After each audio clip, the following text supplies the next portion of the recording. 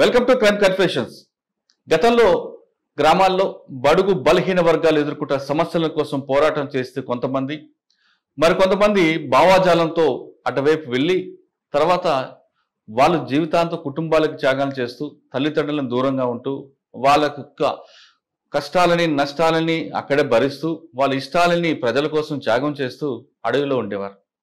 ఆ విధంగా అడవిలోకి వెళ్ళిన తర్వాత వాళ్ళు అక్కడున్న ఆదివాసులతో పాటు మైదాన ప్రాంతంలో ప్రజల యొక్క ఎదుర్కొంటున్న సమస్యలపై నిత్యం పోరాటం చేస్తూ వాళ్ళ జీవితాలు త్యాగం చేశారు.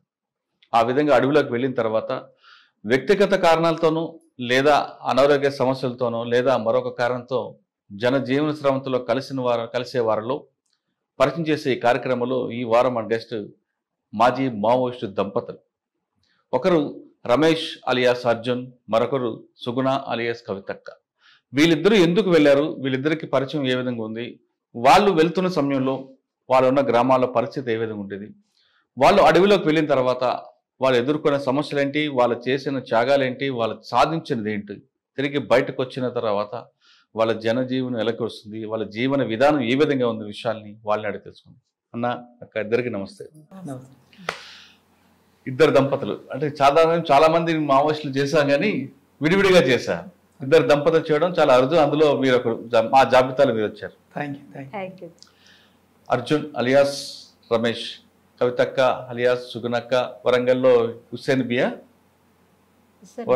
వరంగల్లో కొడుకు పేరు హసీనా బేగం. అన్న మీరు వెళ్ళేసరికి పార్టీలు అక్కడ పరిస్థితి ఎలాగుంది, మీరు పుట్టిన ప్రాంతం ఏది, అప్పుడున్న సమస్యలు ఏంటి, పార్టీలోకి మీకు ఎవరు ఏ భావజాలంతో వెళ్ళారా, లేదా సమస్యలు చూసి వెళ్ళారా, లేదా కేవలం తుపాకీ పట్టుకోవాలి అనే కోరికతో వెళ్ళారా, వెళ్ళినప్పుడు మీకు ఎవరు బాధ్యత ఉన్నారు, ఎవరిని ద్వారా మీరు లోపలికి వెళ్ళారు, ఇక్కడ వెళ్ళిన తర్వాత ఎంతకాలం ఉండి ఎంతకాలం పనిచేశారు, ప్రజల కోసం ఏం చేశారు, బయటకు వచ్చాక అంటే బయటికి ఎందుకు రావాల్సి వచ్చింది, వచ్చిన తర్వాత మీ జీవన విధానం కొనసాగుతుంది, ఫస్ట్ మీరు చెప్పండి. ఎట్లా జర్నీ స్టార్ట్ అయిందంటే అంటే ముందు మీ గ్రామీణ మీ ఊరు, మీ పేరు. నా పేరు రమేష్, మా నాన్న పేరు భీమయ్య, మా అమ్మ పేరు లక్ష్మవ్వ. అంటే చిన్ననాటి నుండి ఏంటంటే నిరుపేద అంటే అసలు ఎక్కడన్నా మీ ప్రాంతం ఎక్కడ? మాది కరీంనగర్ జిల్లా, ఉమ్మడి కరీంనగర్ జిల్లా, మల్లాపూర్ మండలం చిట్టాపూర్ విలేజ్లో నేను పుట్టింది. దానికి ప్రీవియస్ అంటే మా అమ్మ నాన్న వాళ్ళు జూలపల్లి మండలం, అదే కరీంనగర్ జిల్లాలో జూలపల్లి మండలం పెద్దాపూర్లో వాళ్ళు ఉండేది. తర్వాత ఉపాధి నిమిత్తం వాళ్ళు బతుకు జీవనం గడుపుకోవడానికి ఇక్కడికి మల్లాపూర్ మండల్ ఇటు సైడు చిట్టాపూర్కి వచ్చి అక్కడ స్థిరపడ్డారు. మా అన్న మా అక్క అక్కడ పెద్దాపూర్లో జన్మించారు, వాళ్ళు పుట్టారు. తర్వాత కొన్ని రోజులకు నేను ఇక్కడ పుట్టడం జరిగింది. నా పెరుగుదల అంతా కూడా ఈ చిట్టాపూర్లోనే ఉంటుంది. చిట్టాపూర్లో పెరిగిన అయితే ఆ ఊర్లో ఎక్కువ ఈ ప్రభావం అనేది అప్పట్లో బాగుండేది. పీపుల్స్ వారికి సంబంధించిన ప్రభావం అనేది ఆ ఊర్లో చాలా బాగుంది. అది అంటే అప్పుడు దాదాపు ఏంటంటే 88, 90 అనుకుంటా. బాగా చాలా చిన్న వయసు నాది, కానీ బాగా ఉండేదేమో అప్పుడు బాగా అంటే చాలా ఎక్కువ ఉండేది. నాకేం పెద్దగా తెలిసేది కాదు. కాకపోతే ఊర్లో వాళ్ళ ఊర్లోకి వచ్చి పాటలు పాడడం చూసి అనుకునేవారు. రైట్. అప్పుడు ఈ చెన్నారెడ్డి ప్రభుత్వం లీగల్ 19 ఇచ్చారు. ఆ టైంలో ఇంకెక్కువ దళాలు రావడము, తిరగడము, పాటలు పాడడం, దానివల్ల వాళ్ళు ఇప్పుడు గద్దర్కి సంబంధించిన వీడియోలు అప్పుడు ఊర్లో పెట్టి చావిడి దగ్గర పెట్టి ఊరందరికి చూపించడం చిన్న వయసులో, వాటన్నిటిని చూసినప్పుడు మనం కూడా ఇలా చేయొచ్చేమో అనేటువంటిది ఒకటి. రెండోది చిన్నప్పుడు ఏంటంటే దానికి అంటే కొద్దిగా బిఫోర్ ఏంటంటే నేను ఆవులు కాసేది. అంటే చదువుకున్న వాళ్ళే, కుటుంబ ఆర్థిక స్థితిలో వాళ్ళు ఏంటంటే చదువుకుని పంపించలేరు, ఆవులు కాయడానికి వెళ్ళేది.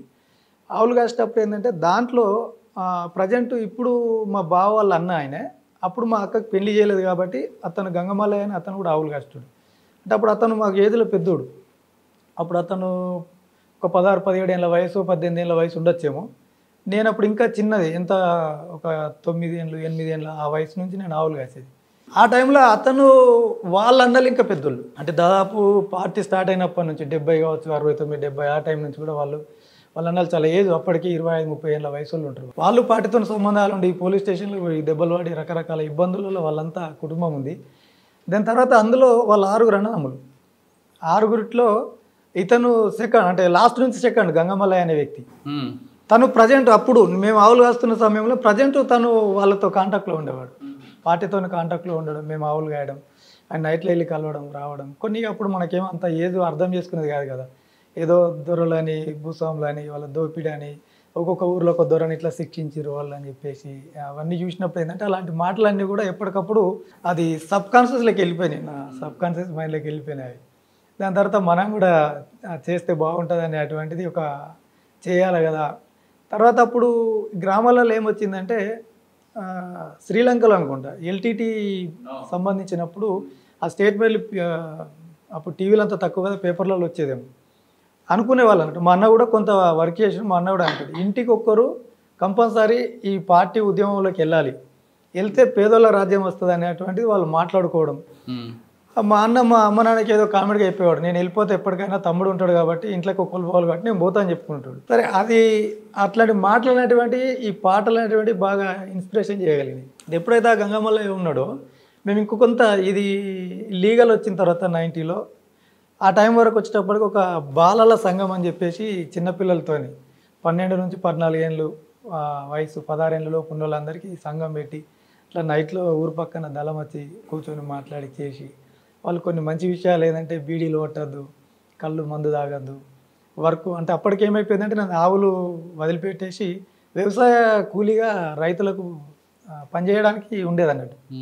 మీరు ఎన్నడూ పని తప్పియద్దు, మీరు పని తప్పియద్దు. ఎప్పుడన్నా మీరు ఒకవేళ మాతో వచ్చిండ్రు అనుకోండి, ప్రజల్లో కానీ చూసే వాళ్ళకి కానీ ఇటు పని దొంగరా అట్లాంటి వాళ్ళే అక్కడికి పోతారా అనే పేరు వస్తుంది. కాబట్టి మీరు జ్వరం వస్తే కూడా అసలు మంచాల నుంచి లేవలేని పరిస్థితి ఉంటుంది తప్ప మీరు పని చేయొద్దు.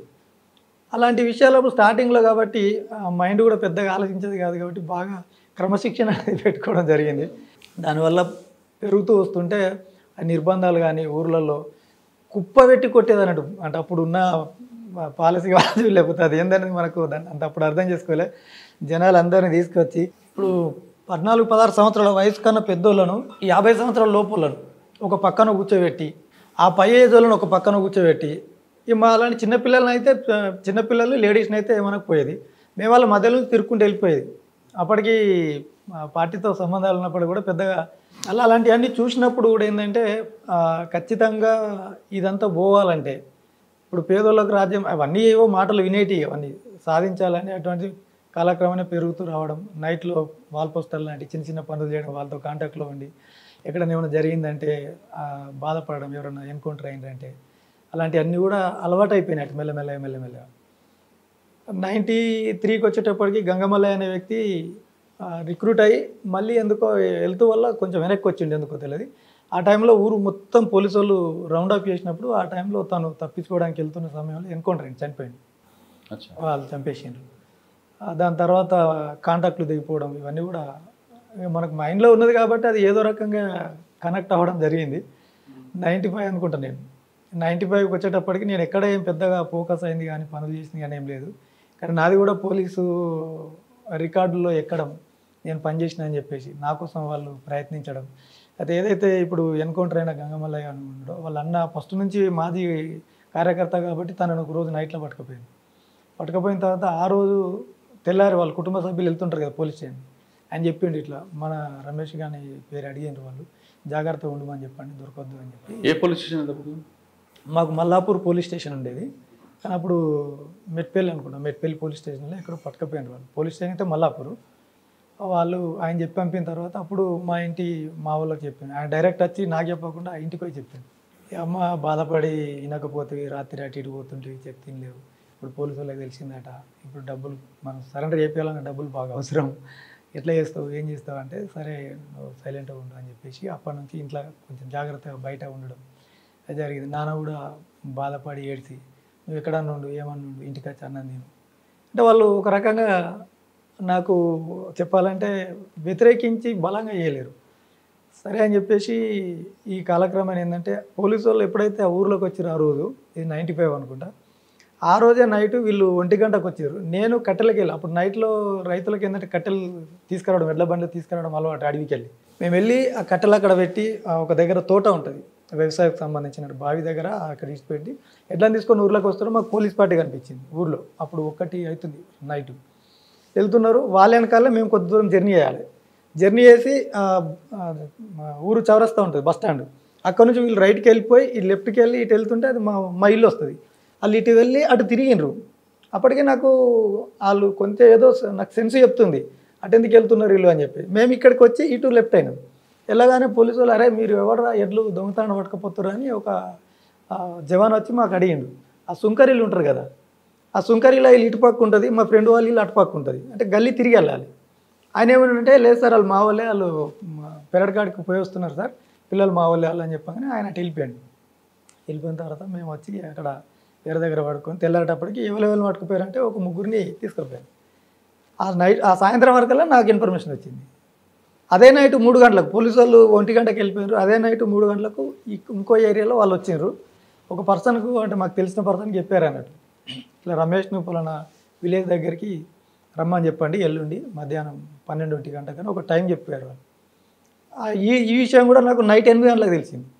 తెల్లారి ఈ పోలీసుకు తెలిసిందనే విషయం అదే రోజు తెలిసింది. వాళ్ళు కూడా నా కోసం ఒక ఇన్ఫర్మేషన్ ఇచ్చిపోయారు కాబట్టి అది కూడా తెలిసింది. ఆ తెల్లారి నేను అక్కడికి వెళ్ళిపోయి కలిసి మాట్లాడినాను. అప్పుడు ఈయన గంగుల వెంకటస్వామి కమాండర్ ఉండే ఆ ఏరియాలో, దాంతో మాట్లాడినప్పుడు ఇట్లా అయింది అని చెప్పేసి అన్ని డిస్కషన్ జరిగిన తర్వాత ఇక వాళ్ళు ఎట్లా ఫుల్ టైం చేస్తావా పార్ట్ టైం చేస్తావా మరి ఏంటి అని చెప్పేసి డిస్కషన్ అండి. ఫుల్ టైం అంటే ఇప్పుడు పార్ట్ టైం అంటే నేను రైతు దగ్గర పనిచేస్తాను, నాగలు పట్టుకొని దున్నుతున్నాం అనుకోండి ఎడ్లతోటి, వాళ్ళు వచ్చేనట్టు ఇడిచిపెట్టి ఉరకలేం కదా, వాళ్ళు ఎందుకు పోతున్నారో ఏమో అర్థం కాదు, సడన్గా వచ్చి పట్టుకుంటే ఆ టైంలో ఎన్కౌంటర్లు ఎక్కువ ఉండేది. ఇక ఫుల్ టైం చేస్తా అని చెప్పేసి డిసైడ్ అయిన తర్వాత అప్పుడు ఒక 6 months వరకు ఫుల్ టైం చేసి దాని తర్వాత రిక్రూట్ అవ్వడం జరిగింది పూర్తి కాలం. ఏ సంవత్సరం అయ్యారు మీరు? ఇది 95 మార్చ్ అనుకుంటాను. అప్పుడు మీకు ఎవరు బాధ్యుడు అండి? మీకు ఎవరు బాధ్యత వహించారు అప్పుడు మీకు లోపల తీసుకు? గంగుల వెంకటస్వామి అలియాస్ రమేష్ అని చెప్పేసి మా ఏరియా కమాండర్ అతను. ఇప్పుడు తనే తీసుకున్నారు. అంటే అక్కడ ఎట్లుంటుందంటే ఆయన పని చేపిస్తాడు. మీరు ఆయన దగ్గర ఏం నేర్చుకున్నారు?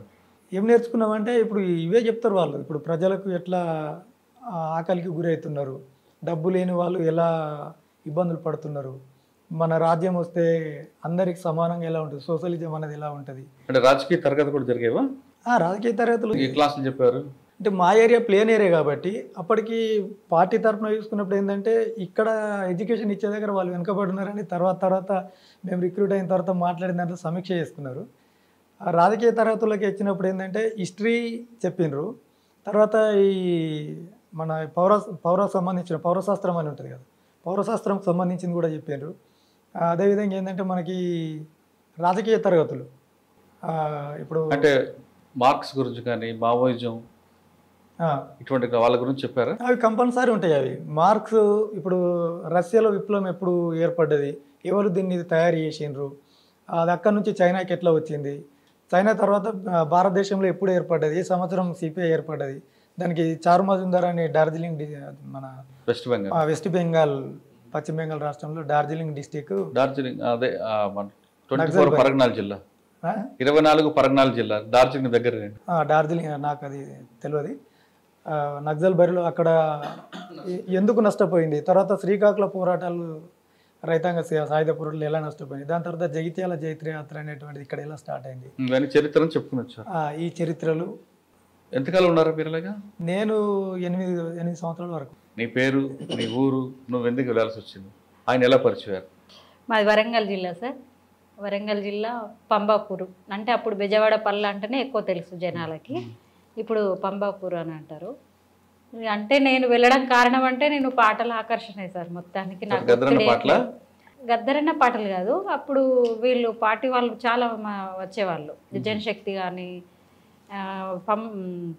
పీపుల్స్ వారోళ్ళు కానీ ఈ పన్బాక్షోళ్ళు 3 టీంలు ఉంటుండే.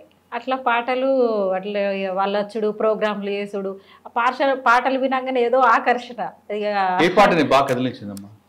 అంటే అన్ని పాటలు వాడతారు సార్, అంటే చనిపోయిన వాళ్ళ మీద వాడతారు, మహిళల మీద వాడతారు.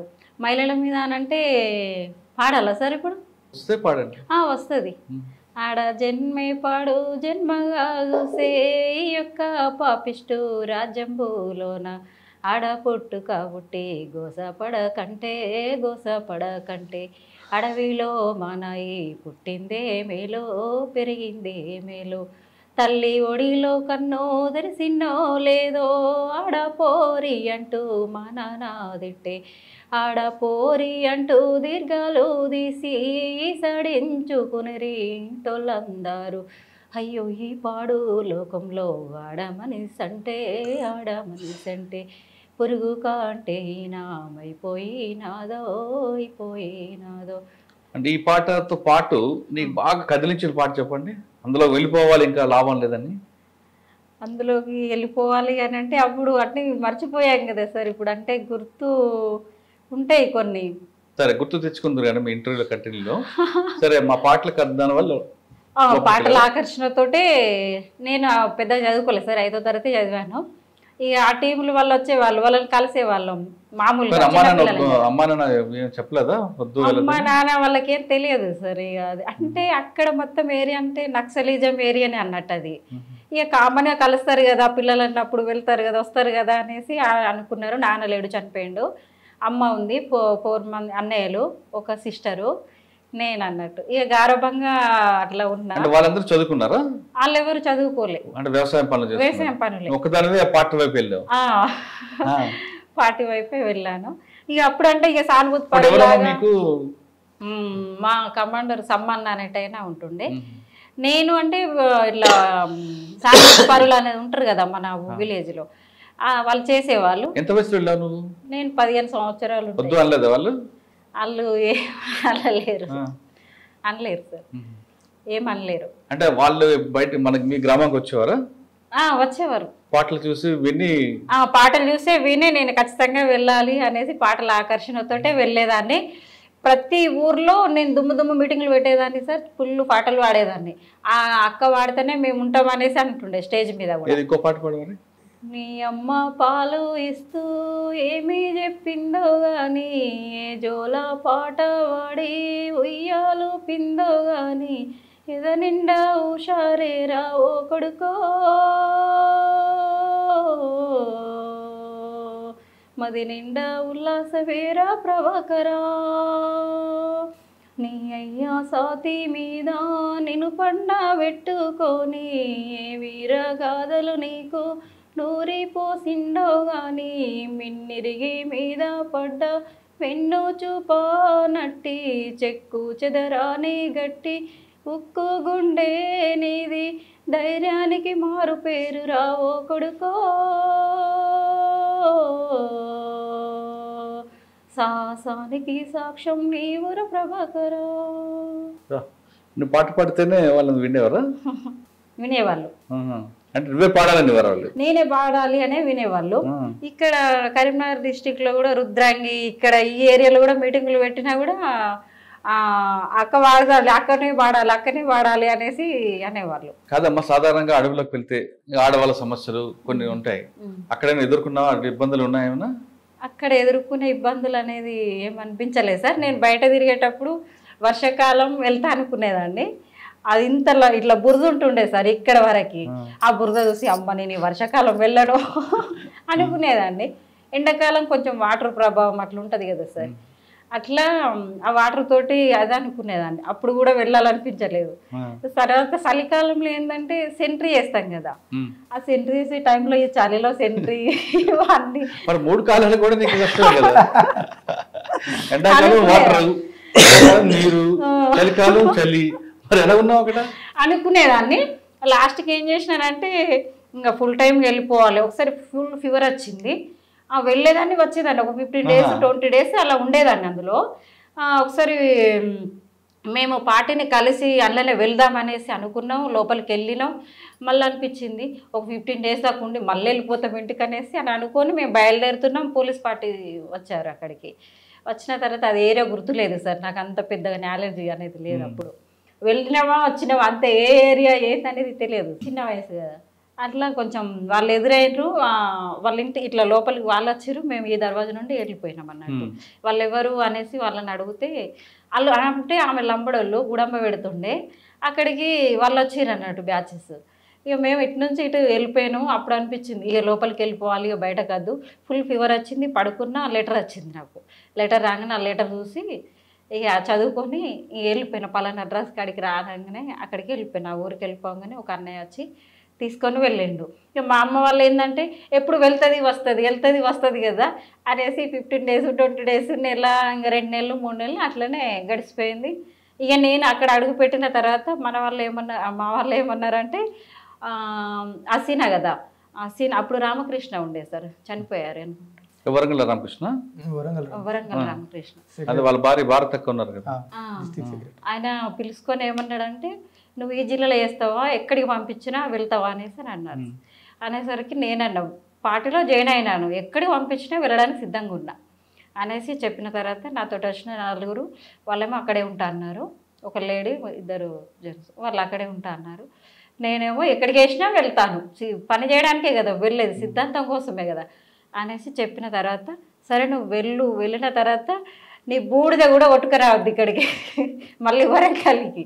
అలా ఉండాలి, సిస్టమేటిక్గా వర్క్ చేయాలి, మన సిద్ధాంతం ఏంది, మనం చేసేది ఏంది, మనం ఎందుకు వచ్చినాం ఏంది అనేది చెప్పాడు. చెప్పిన తర్వాత సరే అన్న అనేసి ఇక వరంగల్ కరీంనగర్ అని ఆదిలాబాద్ అని చెప్పారు సార్, కరీంనగర్లో పంపించారు అని. అంటే అప్పుడు కొంచెం ఎన్కౌంటర్లు ఎక్కువ జరుగుతుండేనట్టు ఇటు కరీంనగర్ డిస్టిక్లో, మాకు తెలియదు. ఇక ఆదిలాబాద్ అని చెప్పారు. మాకు ఎటైనా ఓకే, పార్టీ కోసమే కదా చేసేది. వరంగల్ నుంచి కరీంనగర్ బస్సులో వెళ్ళావా, నడుచుకుని వెళ్ళావా? బస్సులోనే వెళ్ళాం, 4 మెంబర్స్ వచ్చాము. ఎవరు పోలీసులు పట్టుకోలేదా? పట్టుకోలేరు, సివిల్లా వచ్చాము. ఎక్కడ దిగా వరంగల్లో? వరంగల్ ఎక్కడ ఎక్కువ, కర్నూలు ఎక్కడ దిగాము? ఇక్కడికి వచ్చిన తర్వాత ఇక్కడైతే వేంపల్లి వెంకట్రావు పెడతారు, మల్లాపూర్ మండల్, గోదావరి రోడ్డున ఉంటుంది అది. అలా అక్కడ ఎక్కడ స్టార్ట్ అయ్యారు, అక్కడ దిగావా? అక్కడ దిగాం. ఇప్పుడు చెప్పండి అన్న, ఇప్పుడు కరీంనగర్ చేరుకున్నారు మీరు, ఆల్రెడీ కరీంనగర్లో మీ నాటకాలు స్టార్ట్ అయ్యాయి. ఫస్ట్ మీరు లోపలికి వెళ్ళిన తర్వాత మీరు చేసే కార్యక్రమం ఏంటండి? అంటే ఈ కార్యక్రమం వల్ల ప్రజలకు దగ్గర అయ్యాం, పేద ప్రజలకు మన వల్ల న్యాయం జరిగింది అంటే బీడీ కార్మికులు అవ్వచ్చు, వ్యవసాయ కూలీలు అవ్వచ్చు, ఏదైనా. ఫస్ట్ ఏంటంటే మేము వెళ్ళిన తర్వాత మాకు కొన్ని ఇన్స్ట్రక్షన్స్ ఉంటాయి. అంటే వాళ్ళు ఇచ్చేటువంటి ఒక 6 నెలలు రిక్రూట్మెంట్ అయిన తర్వాత 6 నెలల వరకు మాకు పార్టీ సభ్యత్వం ఉండదు, క్రియాశీల పార్టీ సభ్యత్వం ఉండదు. ఆ టైంలో మాకు ఏముంటుందంటే ఓన్లీ సెంట్రీ చేయడము, లేదంటే మనం చదువు నేర్చుకోవడం. నేను చదువుకోలేదు కాబట్టి నాలాంటి సెంట్రీ చేసుడు, చదువు నేర్చుకోవడం మాత్రమే ఉంటుంది. ఇంటర్నల్గా ఏమైనా పనులు ఉంటే అట్లా. అంటే సెంటర్ అంటే తుపాకీ ఇస్తారు కదా? తుపాకీ. మరి తుపాకీ ట్రైనింగ్ ఇచ్చారా మీకు? ఇప్పుడు మేము పోకముందే అప్పుడప్పుడు ట్రయల్ రన్ ట్రైనింగ్ ఇస్తారు. ఇంటి దగ్గర ఉన్నప్పుడే అప్పుడప్పుడు 2 రోజులు 3 రోజులు పోయేస్తుంటాం కదా, ఆ టైంలో ట్రయల్ రన్ ట్రైనింగ్ ఇచ్చారు. తర్వాత రెగ్యులర్గా ట్రైనింగ్ ఉంటుంది. నార్మల్గా క్యాంపులు వేసి ట్రైనింగ్ ఇచ్చేది అది 97లో పెట్టిండ్రు. అప్పుడు నేను ఫుల్ టైం పోయిన తర్వాత దాంట్లో మిలిటరీ క్యాంపులో నేను స్టూడెంట్గా పాల్గొన్నాను. అంటే 6 నెలలు మీరు సెంట్రీ ప్లస్ చదువుకోవడం. అంటే నా టైం ఉంటుంది. ఇప్పుడు అప్పుడు 2 గంటలు సెంట్రీ వస్తుంది డేలో, నైట్ అయితే 1.5 అవర్. నా డ్యూటీ వచ్చినప్పుడు నేను సెంట్రీ చేసుకోవాలా, చదువుకోవడం కానీ అంతే, ఇంకేముండదు. ఎవరితో కలిసిన వచ్చే వాళ్ళతో ఊరోళ్ళతో మీదే ఊరు పేరు ఇట్లాంటివి అడగద్దు అనేది ఉంటుంది అన్నట్టు. ఎప్పుడైతే ఈ పార్టీ సభ్యత్వం ఇస్తారో ఆ తర్వాత ఊర్లలో కూడా పంపిస్తారు సివిలియన్స్గా, ఎవరైనా కలవడం కానీ, వాళ్ళని తీసుకురావడం కానీ, లేకపోతే మాట్లాడడం కానీ, వాళ్ళకున్న సమస్యల గురించి ఎవరైనా పలానా వాళ్ళు ఉన్నారు మనకు, వాళ్ళని తీసుకురాని మాట్లాడడం, ఇట్లాంటి వాటికి పంపించడం అనేది జరుగుతుంది. ఇప్పుడు నేను పోయిన తర్వాత ముఖ్యంగా ఏం సమస్యలు అంటే మీరు అన్నట్టు బీడీ కార్మికులతో కూడా మాట్లాడేది ఒకటి. రెండోది మా దగ్గర నేను రిక్రూట్ అయిన తర్వాత మల్యాల తాలూకాకు పోయినా, 6 మంత్స్ పార్టీ సభ్యత్వం వచ్చేంత వరకు అక్కడే ఉన్నా. అక్కడ నుంచి మళ్ళీ ఏం చేసిందంటే వీళ్ళు పార్టీ సభ్యత్వం ఇస్తూ ఒక ప్రమోషన్ ఇచ్చి మళ్ళీ మెట్పల్లికి ట్రాన్స్ఫర్ చేసారు. మెట్పల్లి తాలూకా దళం, జైత్యాల తాలూకా, మల్యాల తాలూకా, అంటే అప్పుడు పాత తాలూకా పరిధిలో ఒక దళం పనిచేసేది, ఒక టీం పనిచేసేది. అక్కడికి వచ్చిన తర్వాత మేము ఇక్కడ ఎల్జిఎస్లో కమిటీ మెంబర్గా ప్రకటించారు నాకు. మా ఏరియా మల్లాపూర్ ఏరియాలో ఒక LGS command, local guerrilla squad అని చెప్పి పెట్టిన తర్వాత అక్కడ ఫస్ట్ తీసుకునేది ఏంటంటే పసుపు అండ్ చెరుకు. మా దగ్గర చెరుకు ఫ్యాక్టరీ ఉంటుంది, ముత్తంపేట షుగర్ ఫ్యాక్టరీ అని చెప్పి చెరుకు ఫ్యాక్టరీ ఉంటుంది. అక్కడ వాళ్ళకు గిట్టుబాటు ధర లేదు ఒకటి. రెండవది ఏంటంటే పసుపు రైతులకు కూడా గిట్టుబాటు ధర లేదు. ఈ రెండింటి మీద మేము టీం పనిచేయాలి. అట్లా అక్కడక్కడ రైతులను పిలుస్తూ మాట్లాడడం ఒకటి. రెండవది ఏంటంటే వాటర్ సమస్య ఉంటుంది. 7 గ్రామాలు ఉంటాయి ఇక్కడ మా మల్లాపూర్ మండలంలో. అవి అప్పుడు బుగ్గారం నియోజకవర్గం ఉంటుండే, మెట్పల్లి నియోజకవర్గం, బుగ్గారం నియోజకవర్గం. ఈ మా మండలంలో బుగ్గారం నియోజకవర్గంలో ఒక 7 గ్రామాలు వస్తాయి మల్లాపూర్ మండలంలో, మిగతా గ్రామాలన్నీ మెట్పల్లి నియోజకవర్గంలో వస్తాయి. దానికి ఏంటంటే వాటర్ సమస్య బాగుండేది, వ్యవసాయ వాటర్ లేకపోయేది. ఒక వాగు ఉంటుంది, అది జీవనది లాగానే వారేది అన్నట్టు, చిన్నగా ఉంటుంది కానీ మంచిగా పారేది అన్నట్టు. వాళ్ళు ఎప్పుడో కొంచెం ఆనకట్ట కట్టి వదిలిపెట్టినారు. మేమేం చేసినామంటే వీళ్ళకి దగ్గర అంటే మనం ప్రజలకు సమస్యలు ప్రభుత్వం పట్టించుకోవట్లేదు అప్పుడు వాళ్ళు ఇచ్చినటువంటి మా గైడెన్స్లో ఈ కాలువకు మనము మరమ్మతి చేస్తూ ఇక్కడ నుంచి దీన్ని ఈ 7 గ్రామాలకు నీళ్ళు అందియాలనేది ఒక ప్లాన్. ఈ మూడు కార్యక్రమాలు అప్పుడు ముఖ్యంగా పసుపుది ఒకటి, చెరుకుది ఒకటి, రైతులకు సంబంధించింది ఒక సమస్య, 2 కలిపితే ఒకటి వాటర్, ఇది కూడా రైతులకు సంబంధించిన వాటర్ది. ముఖ్యంగా అప్పుడు ఇవి తీసుకున్నాం అన్నట్టు. తీసుకున్నప్పుడు దీనికోసం మేము ఏం చేసినామంటే ఈ రైతులను కొంతమందిని పిలిచినాం.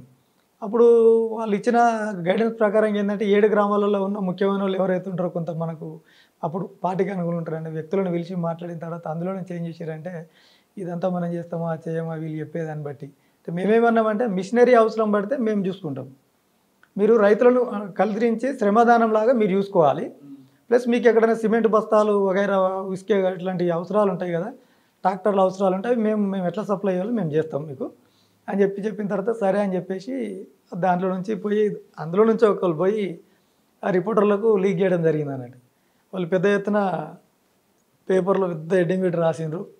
అది అప్పుడు సిహెచ్ విద్యాసాగర్ రావు నాకు తెలిసి ఇంకా మినిస్టర్ కాలేడు అనుకుంటా, సెంట్రల్ హోమ్ మినిస్టర్ హోంశాఖ సహాయ మంత్రి ఉండే. అప్పుడు గవర్నమెంట్ ఏం చేశారంటే ఇమీడియట్లీ 3 కోట్ల శాంక్షన్ చేసి దాన్ని వర్క్ స్టార్ట్ చేసారు. అచ్చా, మీరు ప్రకటన ఇవ్వడం పని అయిపోయింది. మేము చేద్దామని స్టార్ట్ చేసినాము. వీళ్ళు మా దగ్గరికి వచ్చిన రైతులు కొంతమంది ఎవరో అనుకోకుండా లీక్ చేసారు. స్టేట్మెంట్ రాగానే వాళ్ళు ఇమీడియట్లీ 2-3 రోజులలో ఒక జీవో దానికి సంబంధించిన ప్రొసీడింగ్ అది ఇచ్చేసి ఒక మంచి పని జరిగింది కదా. మంచి పని జరిగింది. ఈ చెరుకుకు సంబంధించిన ఒక కమిటీ పెట్టినాం స్పెషల్గా. ఈ చెరుకు ఫ్యాక్టరీకి సంబంధించిన కమిటీ ఏర్పాటు చేసి ఆ కమిటీలో కొందరిని పిలిచి మొగిలిపేట దగ్గర గోదావరి ఉంటుంది ఆ ఏరియాలో మేము బయట ఉన్నప్పుడు పిలుచుకొని మాట్లాడి ఒక కమిటీ ఏర్పాటు చేసినాం. కమిటీ ఏర్పాటు చేసిన తర్వాత ఏమైందంటే అప్పటికి కొంత ఈ కాంగ్రెస్ పార్టీలో అక్కడిక్కడ తిరిగే వాళ్ళు ఉంటారు కదా, మాకు వచ్చినా కూడా ఇటు మాకు సానుభూతి అటు ఉంటారు వాళ్ళు. వాళ్ళు ఏం చేసినారంటే కొంచెం ఈగోలట్ అయిన వాళ్ళకు వీళ్ళు ఏం చేస్తారంటే సిన్సియర్గా ఎవరు ఉంటారు నిస్వార్థంగానే వాళ్ళను కమిటీ అధ్యక్షులు ఏర్పాటు చేస్తారండి. అట్లా ఏర్పాటు చేసి కార్యదర్శి పోస్ట్ అని ఇంకొక తనకి ఇచ్చిన తర్వాత వాళ్ళు కూడా అక్కడ కూడా ఏం చేసినారు దాన్ని కూడా లీక్ చేసి పేపర్లో వచ్చేటట్టు చేసిన తర్వాత ఎవరైతే అధ్యక్షుడు ఉన్నారో ఈ అధ్యక్షుడిని అరెస్ట్ చేసింది. పోలీసు వాళ్ళు అరెస్ట్ చేసి ఒక 3 రోజులు దాచిపెట్టిన అన్నట్టు. అంటే ఎక్కడ తీసుకుపోయి లోకల్ పోలీస్ స్టేషన్ల దగ్గర కాకుండా జగిత్యాల తీసుకుపోయి పెట్టాను. అప్పుడు పెద్ద ఎత్తున మా ఊర్లో ఉన్న మహిళలందరూ కూడా ఆ పోలీస్ స్టేషన్కి వెళ్ళిపోయారు. దాదాపు 1000 మంది, ఒక 1500-2000 మంది వెళ్ళిపోయి తన గురించి మాట్లాడిన తర్వాత ఇస్ అవుతుంది అని చెప్పేసి మళ్ళీ తర్వాత కొంచెం మాట్లాడి వదిలిపెట్టారు. అది అక్కడికి ఆగిపోయింది. పసుపు సంబంధించిన కార్యక్రమం దీని తర్వాత రన్నింగ్ చేయాలి.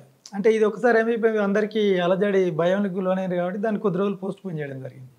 అంటే ఇలాంటి విషయాలతోని ప్రజల దగ్గర కానీ లేకపోతే వాళ్ళ ఇవి కాకుండా దాడులు ప్రతిదాడులు చెప్పండి, దాడి చేయడం కానీ లేదు మీరు దాడులను తప్పించుకోవడం కానీ లేదు దానికి ప్రతీకారంగా మీరు ప్రతిదాడులు చేయడం కానీ ఏమైనా గుర్తున్నాయా? అంటే ప్రతిదాడులు చాలా ప్రయత్నం చేసినాం. అంటే మాకు ఇది వెస్ట్ డివిజన్ అంటాం, జగిత్యాల, సిరిసిల్ల అండ్ మెట్పల్లి, మల్యాలు ఇదంతా కూడా వెస్ట్ కరీంనగర్ అని చెప్పేసి 99 అనుకుంటా నేను ఆ టైంలో డివైడ్ చేసింది. ఈ డివైడ్ చేసిన తర్వాత చాలా మా మీద జరిగిన దాడులు ఉన్నాయి. దాదాపు 30-35 ఎన్కౌంటర్లలో పోలీస్ ఎన్కౌంటర్లలో గ్రేహౌండ్స్ దాంట్లో కానీ సిఆర్పిఎఫ్ కానీ ఇలాంటి వాటి అన్నింటిలో మీరు అంటే మీకు బాగా గుర్తుండిపోయింది చెప్పండి, ఇందులోంచి బయటపడ్డాంటారా లేదంటే నా పని అంటే లైవ్ చూస్తుంటారు కదా చాలా విషయాలు. అవునా, ఒక్కటి ఏంటంటే నేను 100% ఈ రోజుతోని అయిపోయింది అనుకున్నటువంటి సంఘటన ఒకటి ఉంది నాకు. నేను మిలిటరీలో ఎప్పుడైతే 97లో ట్రైనింగ్ ఇచ్చిండ్రో ఆ ట్రైనింగ్లో నేను పర్ఫెక్ట్ నేర్చుకునేది ఏదైనా కూడా. నేను ఒకటే ఆలోచించే ఏదున్నా పర్ఫెక్ట్ చేయాలి, ఏది చెప్తే గదే అన్నట్టు. ఇది దాటద్దు అంటే ఈ గీత దాటద్దు అంటే దాటద్దు, అంత పర్ఫెక్ట్గా ఉండేది. అంటే ఏదైతే క్రమశిక్షణ ఉందో మిలిటరీలో నేర్చుకున్న క్రమశిక్షణ కూడా ఆ టెక్నికల్స్ కూడా నన్ను ఇన్ని ఎన్కౌంటర్ల నుంచి బయటపడడానికి చాలా సహకరించినాయని నేను అనుకుంటా. ఆ డిసిప్లిన్ ఒకటి ఏంటంటే అది 98 అనుకుంటా. ఒకటి నిజామాబాద్ జిల్లాలో కమ్మర్పల్లి మండల్ ఇటు వస్తుంది, ఇటు సైడ్ మెట్పల్లి మండల్ వస్తుంది, ఇటు సైడ్ కతలాపూర్ మండల్ వస్తుంది. ఈ 3 మండలాల మధ్యలో పరిధిలో ఫారెస్ట్ ఉంటుంది అన్నట్టు. ఆ ఏరియాలో మేము కూడా ఏంటంటే ప్రతిఘటనకు ఏదైనా చేయాలని చెప్పేసి దళం ఉన్నాము. ప్లాన్ చేయాలంటే ఒక ఊర్లో క్లెమోర్ మైన్స్ ఉన్నాయి, అంటే పైపులు తయారు చేసినాం, మెటీరియల్ తయారు చేసినాం. అది తీసుకురావడానికి నేను నాతో పాటు ఒక కార్యకర్తను తీసుకొని వెళ్ళినాను సాయంత్రం 5 గంటలకు. వెళ్ళిన తర్వాత రిటర్న్ వచ్చేటప్పుడు మా ప్లాన్ ఏంటంటే ఒక ఎడ్ల బండిలో పెట్టుకొని రావాలి. ఎడ్ల బండిలో పెట్టుకొని వస్తే ఏంటంటే మా కోసం పోలీసు వాళ్ళు నైట్లో వాళ్ళు కొన్ని అంబుస్టులు చేసి ఉంటారు అన్నట్టు. అలాంటి 3 ప్లేసులు దాటి రావాలి ఎడ్ల బండి తీసుకొని.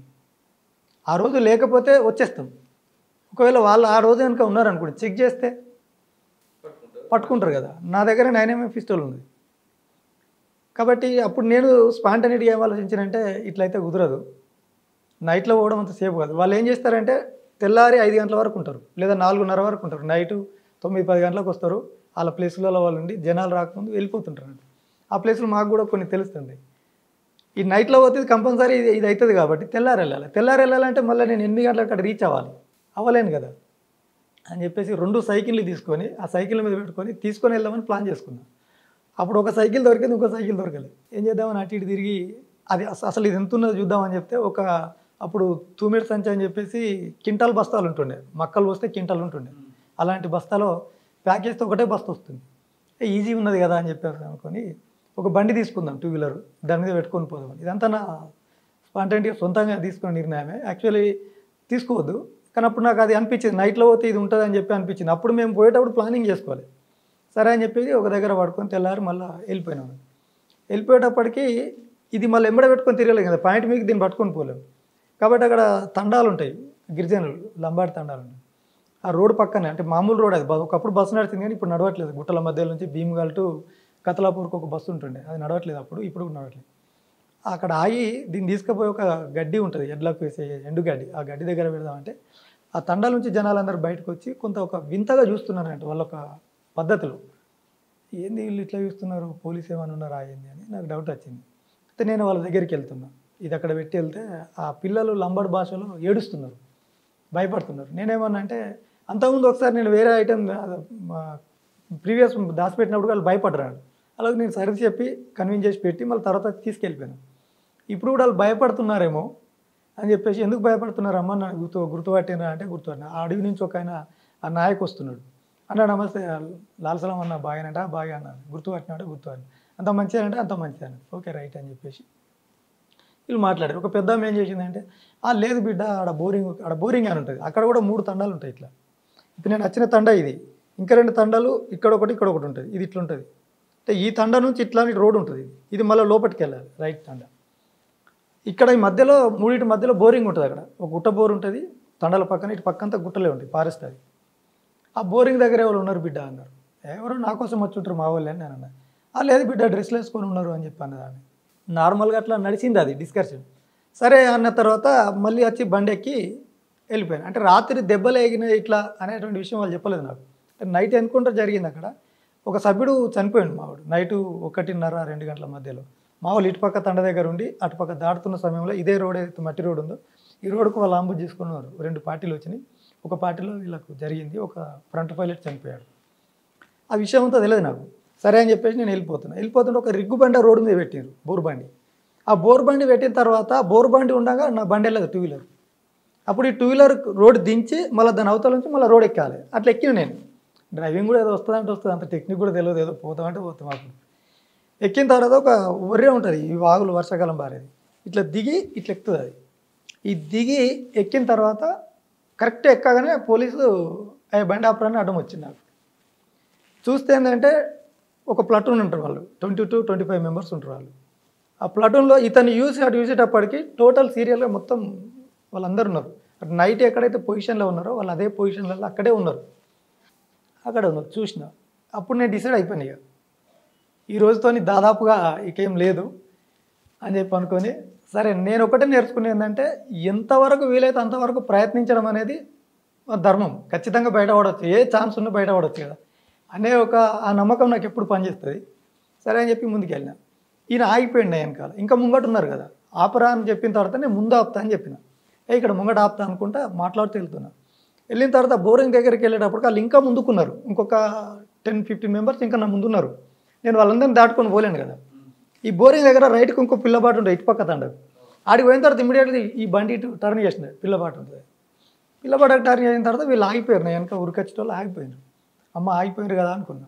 వీళ్ళు ఎందుకు ఆగిపోయారు అంటే ఇది బోర్ ఎక్కి దిగుతా తండ ఉంటుంది, తండలో ఇంకో పార్టీ ఉంది, పోలీస్ పార్టీ. అదే ఎందుకోవాలి ఎందుకు ఆగారు నాకు అర్థం కాలేదు.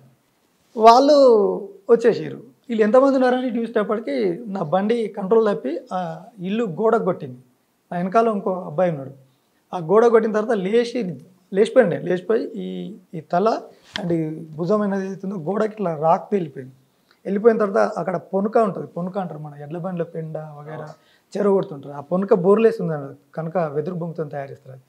అది ఇట్లా కింది కంగి ఇమ్మీడియట్లీ స్ప్రింగులాగా నేను లేపింది కొత్తది. అది లేపుడుతోటి అప్పటికే ఫైరింగ్ స్టార్ట్ చేసిండు వాళ్ళు ఫైరింగ్ స్టార్ట్ చేసారు. లేసుడితోటే నేను రన్నింగ్ స్టార్ట్ చేసి ఇమీడియట్ చేయడానికి పెట్టిన. వెనకాల 9mm పిస్టల్ ఉంది, అది లుంగి, నైట్ కట్టిన లుంగి. నైట్ కట్టిన తిన్నప్పుడు కొంచెం టైట్గా ఉంటుంది కదా, చెమట వస్తుందని కవర్ పెడుతుంది. చెయ్యి పెట్టి ఇట్లా అనే లోపల నేను అది దాటిపోయినా విపన్ జారి కింద పడిపోయింది. అంత ఫాస్ట్ రన్నింగ్. అప్పుడు మళ్ళీ తిరిగి రావడానికి ఛాన్స్ లేదు. వాళ్ళు ఫైరింగ్ చేసుకుంటే వచ్చారు. ఒక 50 మీటర్స్ ఏమో ఉంటుంది. పోయిన తర్వాత ప్రతి 10 మీటర్స్కి ఒక హాఫ్ మీటర్ డౌన్ అవుతాను నేను. అంటే వాళ్ళు ఫైరింగ్ చేస్తున్న వెంట వచ్చారు. ప్రతి 10-15 మీటర్స్కి ఒకసారి నేను హాఫ్ మీటర్ డౌన్ అవుతాను. డౌన్ అవడం వల్ల వాళ్ళకు ఇది కాదు. అంటే అక్కడ ఏంటంటే నేను సమీక్ష చేసుకునేది ఏంటంటే వాళ్ళు నిజంగా మిలిటరీ పాటిస్తే నేను పడిపోతాను. కానీ వాళ్ళు పాటించలేదు. వాళ్ళకి ఎందుకో మరి తెలియదు. కానీ మీ వెనుకున్న వ్యక్తి, నా వెనుకున్న వ్యక్తి ఎటు పోయిండు, ఏం జరిగింది అనేది నాకు అసలు ప్రశ్న. అంటే ఉన్నాడు, బట్ ఆయన చెప్పిన స్టోరీ ఏంటంటే నేను పక్క నుంచి పోయి ఇంటి పక్కన అడిగి ఉంది కదా అలా వచ్చినాను.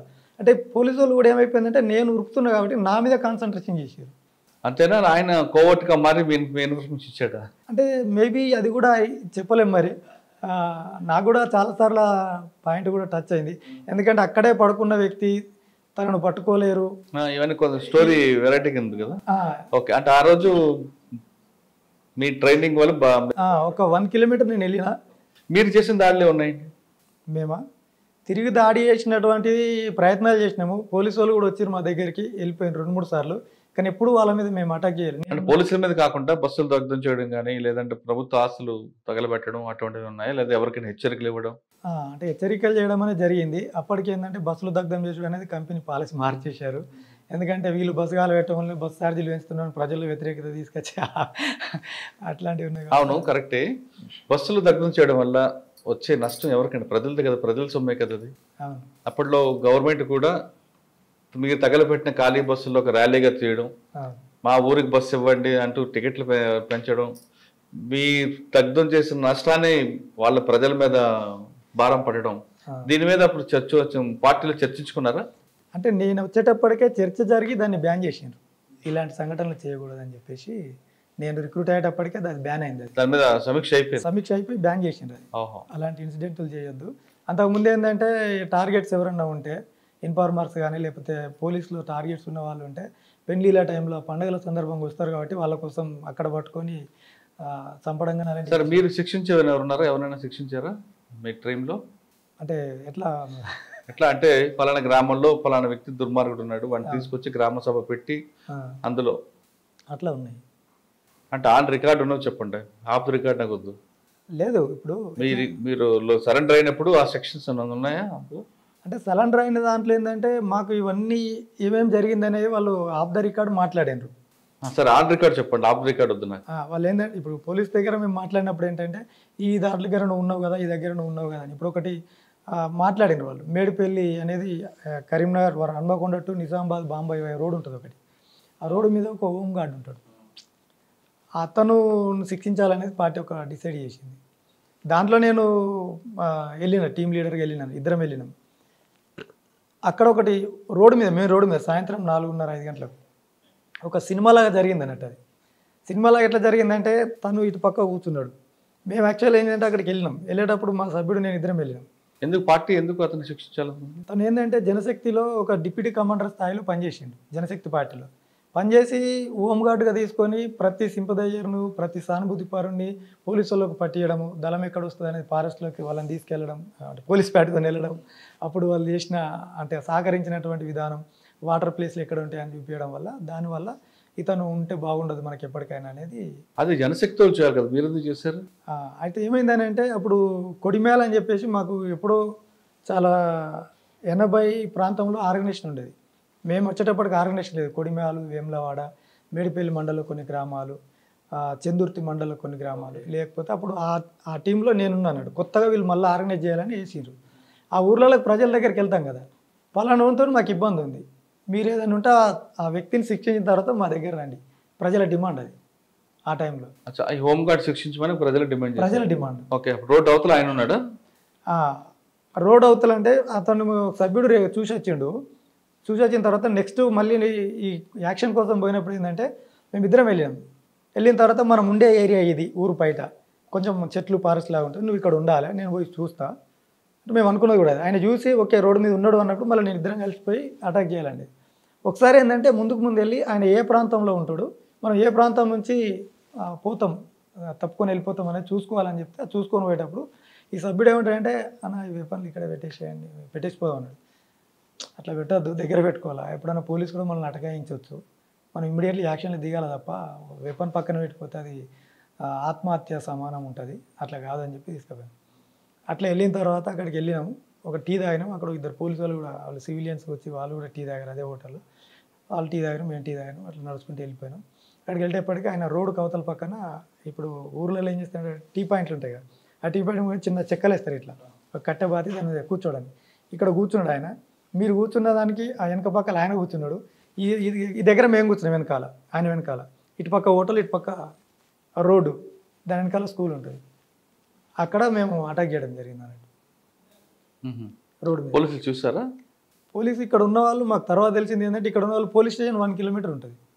వాళ్ళు అంటే సాయుధంగా లేరు కాబట్టి వాళ్ళు కూడా స్టేషన్కి వెళ్ళి మళ్ళీ వాళ్ళు రావడానికి 1 అవర్ టైం తీసుకున్నది. ఈ లోపల మేము వెళ్ళిపోయినాం, తను చనిపోయిండని. దాడిలో ఆయన చనిపోయారు అక్కడ? ఆ దాడిలో ఆయన చనిపోయాడు. ఇలాంటివి తర్వాత మరి సమీక్ష జరుపుకున్నారా? తప్పు చేసామన్న బాధ ఏం పడలేదా? దాని మీద అయితే మేము తప్పు చేసినాం అనేది ఏం లేదు, ప్రజల డిమాండ్ను మనం నెరవేర్చడం అనేది వచ్చింది తప్ప. కానీ అంటే అప్పుడు మీ ఇన్ఫార్మల్లో అంటూ పోలీస్ ఇన్ఫార్మల్ మీరు చంపుతారు, మీ ఇన్ఫార్మల్ అంటే పోలీసులు చంపడం మధ్యన కొంతమంది గ్రామీణ ప్రాంత ప్రజలు చాలా మంది ఇబ్బంది పడ్డారు కదా. చనిపోయారు. మీకు అన్నం పెట్టేవని పోలీసులేమో గ్రామాల వాళ్ళ ఆదివాసీలు కానీ గిరిజనులు కానీ కొట్టేవారు, మీకు అన్నం పెట్టకపోతే మీరు కొట్టేవారు. చాలా మంది అప్పుడు అన్నం పెట్టకపోతే మేము ఎవరిని కొట్టలేదు. కొన్ని గ్రామాల్లో అన్నం పెట్టాలని పెట్టకపోతే డిమాండ్ చేసేవారు. అదైతే మా చరిత్రలో నేనున్నది ఈ రోజులు అది జరగలేదు మా పార్టీలో, దానికి మనం ఒప్పుకోవచ్చు. రెండవది ఏంటంటే మేము ఎటే టైంలో అటాక్ చేయం, ఒక 3-4 పద్ధతులు ఉంటాయి. ఒకసారి ఫస్ట్ ఇన్ఫర్మేషన్ తెలిసినప్పుడు కుటుంబ సభ్యుల మధ్యన కూర్చోబెట్టి మాట్లాడేది. అమ్మ మీ కొడుకు లేదా అమ్మ మీ భర్త ఇలా చేస్తున్నాడు, నువ్వు చేస్తున్నావు ఇవి అని మాట్లాడి, ఇలా చేస్తున్నాడు వద్దు మాల్కోండి, మీ బతుకులు మీరు బతకండి, మేమేదో ప్రజల కోసమే కదా, మేము మీకేం శత్రువులు కాదు, మీరు మాకు శత్రువులు కాదు, ఇలాంటివి చేయొద్దని చెప్పేది. అప్పుడు వినకపోతే గట్టి ఒకసారి బహిరంగంగా హెచ్చరించేది. ఆ ఊర్లో ఏదైనా కార్యక్రమం మీటింగ్ పెట్టినప్పుడు అప్పుడు వినకపోతే పోస్టర్ల ద్వారా హెచ్చరించేది. అప్పుడు వినకపోతే కొట్టే కార్యక్రమం పెట్టేది. ఆ తర్వాత అది అంటే అక్కడ ఏంటంటే ఒక వ్యక్తిని చంపాలంటే minimum state count member permission ఉండాలి, ఊరికి అట్లా పోయి చంపడం అనేది ఉండదు. అంటే ఒక జిల్లా కమిటీ సమావేశంలో ఒక స్టేట్ కౌంట్ మెంబర్ పాల్గొని ఇవన్నీ ఏం చేశారు, మీరు ఎలా ఎంతవరకు మీరు తీసుకెళ్లారు అంటే ఇదంతా అటువైపు సపోర్ట్ చేసినట్టు అవుతుందేమో ఇదంతా మాట్లాడితే, కానీ కాకపోతే అది అట్లా ఉండేది. అడవిలోనే ప్రయాణం ఎలా కొనసాగింది, ఆయనతో ప్రేమ ఎలా స్టార్ట్ అయింది? కరీంనగర్లో దిగావు సార్, వరంగల్ నుండి కరీంనగర్లో దిగాము, వీళ్ళనే కాంటాక్ట్ అయ్యాము సార్. వీళ్ళే ఉన్నారు అప్పుడు. ఈ ఏరియాకి వచ్చిన తర్వాత అంటే అక్కడ మీకు బాగా డిప్రెషన్ సార్, అక్కడికి ఇక్కడికి డిఫరెంట్ బాగుంది. వరంగల్కి కరీంనగర్కి అక్కడనేమో అంటే మాట్లాడేది ఏంటి అంటే అక్కడ బాగా రోజులు లేను సార్. నేను అక్కడ వాస్తవం చెప్పాలంటే వెళ్ళడం రావడం ఒక 15 days నెల రోజులు అట్లా ఉండి, నేనేంటి అంటే గ్రామాలలో ఎక్కువ మీటింగ్ పెట్టేదాన్ని కాబట్టి నా నుంచి రిక్రూట్మెంట్ ఎక్కువ పెరిగేది సార్. మీటింగ్స్ అవి పెడతాం కదా, పాటల ఆకర్షణ కానీ నేను పాటలు పాడేదాన్ని. మా టీం వాళ్ళు మాట్లాడి మనం అంటే నీ పాటల ప్రభావంతో ఎక్కువ మంది పార్టీలకు వచ్చారు, పార్టీలకు అట్లా వచ్చేవాళ్ళు అన్నట్టు. అంటే కరీంనగర్ నుంచి వరంగల్ వచ్చావు కదమ్మా, వరంగల్ నుంచి కరీంనగర్ వచ్చావు. వచ్చిన తర్వాత కరీంనగర్ ఆ పరిసర ప్రాంతాల మీద జరుగుతున్న సమస్య మీద పాటలు పాడావా, లేదు ప్రభాకర్ అన్న పాటలనే అంటే చనిపోయిన వాళ్ళ మీద ఉంటాయి, ఒక మంచి చనిపోయిన వాళ్ళ పాట పాడు. చనిపోయిన వాళ్ళ మీద ఉంటాయి, ఏంటి మహిళల మీద ఉంటాయి. మహిళల మీద పాడావు కదమ్మా, చనిపోయిన వాళ్ళ మీద పాడవ పాట అన్నీ ఏంటి అని అంటే సార్ ఇప్పుడు 21 సంవత్సరం అయింది కాబట్టి మళ్ళీ మా ఇంట్లో పిల్లలు ఏంటంటే ఆ మమ్మీ ఆపు, ఇక డాడీ ఆపు, అక్కడికే క్లోజ్ చేయి, ఇక మళ్ళీ పాడకు. నీకు బాగా గుర్తున్న పాట పాడుకోండి, ఆమె పాట మీకు బాగా నచ్చిన పాట చెప్పండి. అంటే నాకేమైందంటే నేను ప్రతి పాట నేర్చుకొని పాడాలని అంటే చదువుకోలే కదా. కాదు, ఈవిడ పాట మీకు మనసు కత్తుకున్నా. ఈమె నోటికైతే నార్కట్పల్లి అనేటువంటి ఒక నల్గొండ జిల్లాకు సంబంధించింది వాడుతుండే, అమరవీరుంది. తర్వాత ఈ కొయ్యూరి ఎన్కౌంటర్కి సంబంధించిన వాళ్ళది వాడుతుండే. ఇంతకుముందు పాడింది అదే సార్, మీ అమ్మ పాలిస్తూ అంటే ఆయన మీదనే పాడింది, ప్రభాకర్ మీద పాడింది అదే. నెలగుకి పొదుగొడిసేరో నా కొడుకా, నువ్వు వస్తానన్న తోవలో ఎదిరి చూస్తున్నారవన్నా, నువ్వు వస్తానే సమావేశమాని నా కొడుకా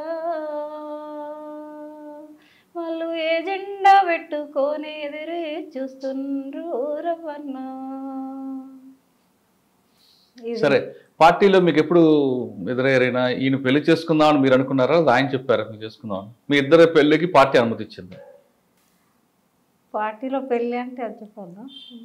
చెప్పాలి, చెప్పమ్మా, నావే చెప్పు ఏముంది అందులో ఏముంది? మీ ఇద్దరు అనుకున్నారా? అంటే అనుకోవడం అంటే అనుకున్నాం సార్. ఫస్ట్ సార్కి పెళ్ళి అయింది సార్, అంటే అందులోనే పెళ్ళి అయింది.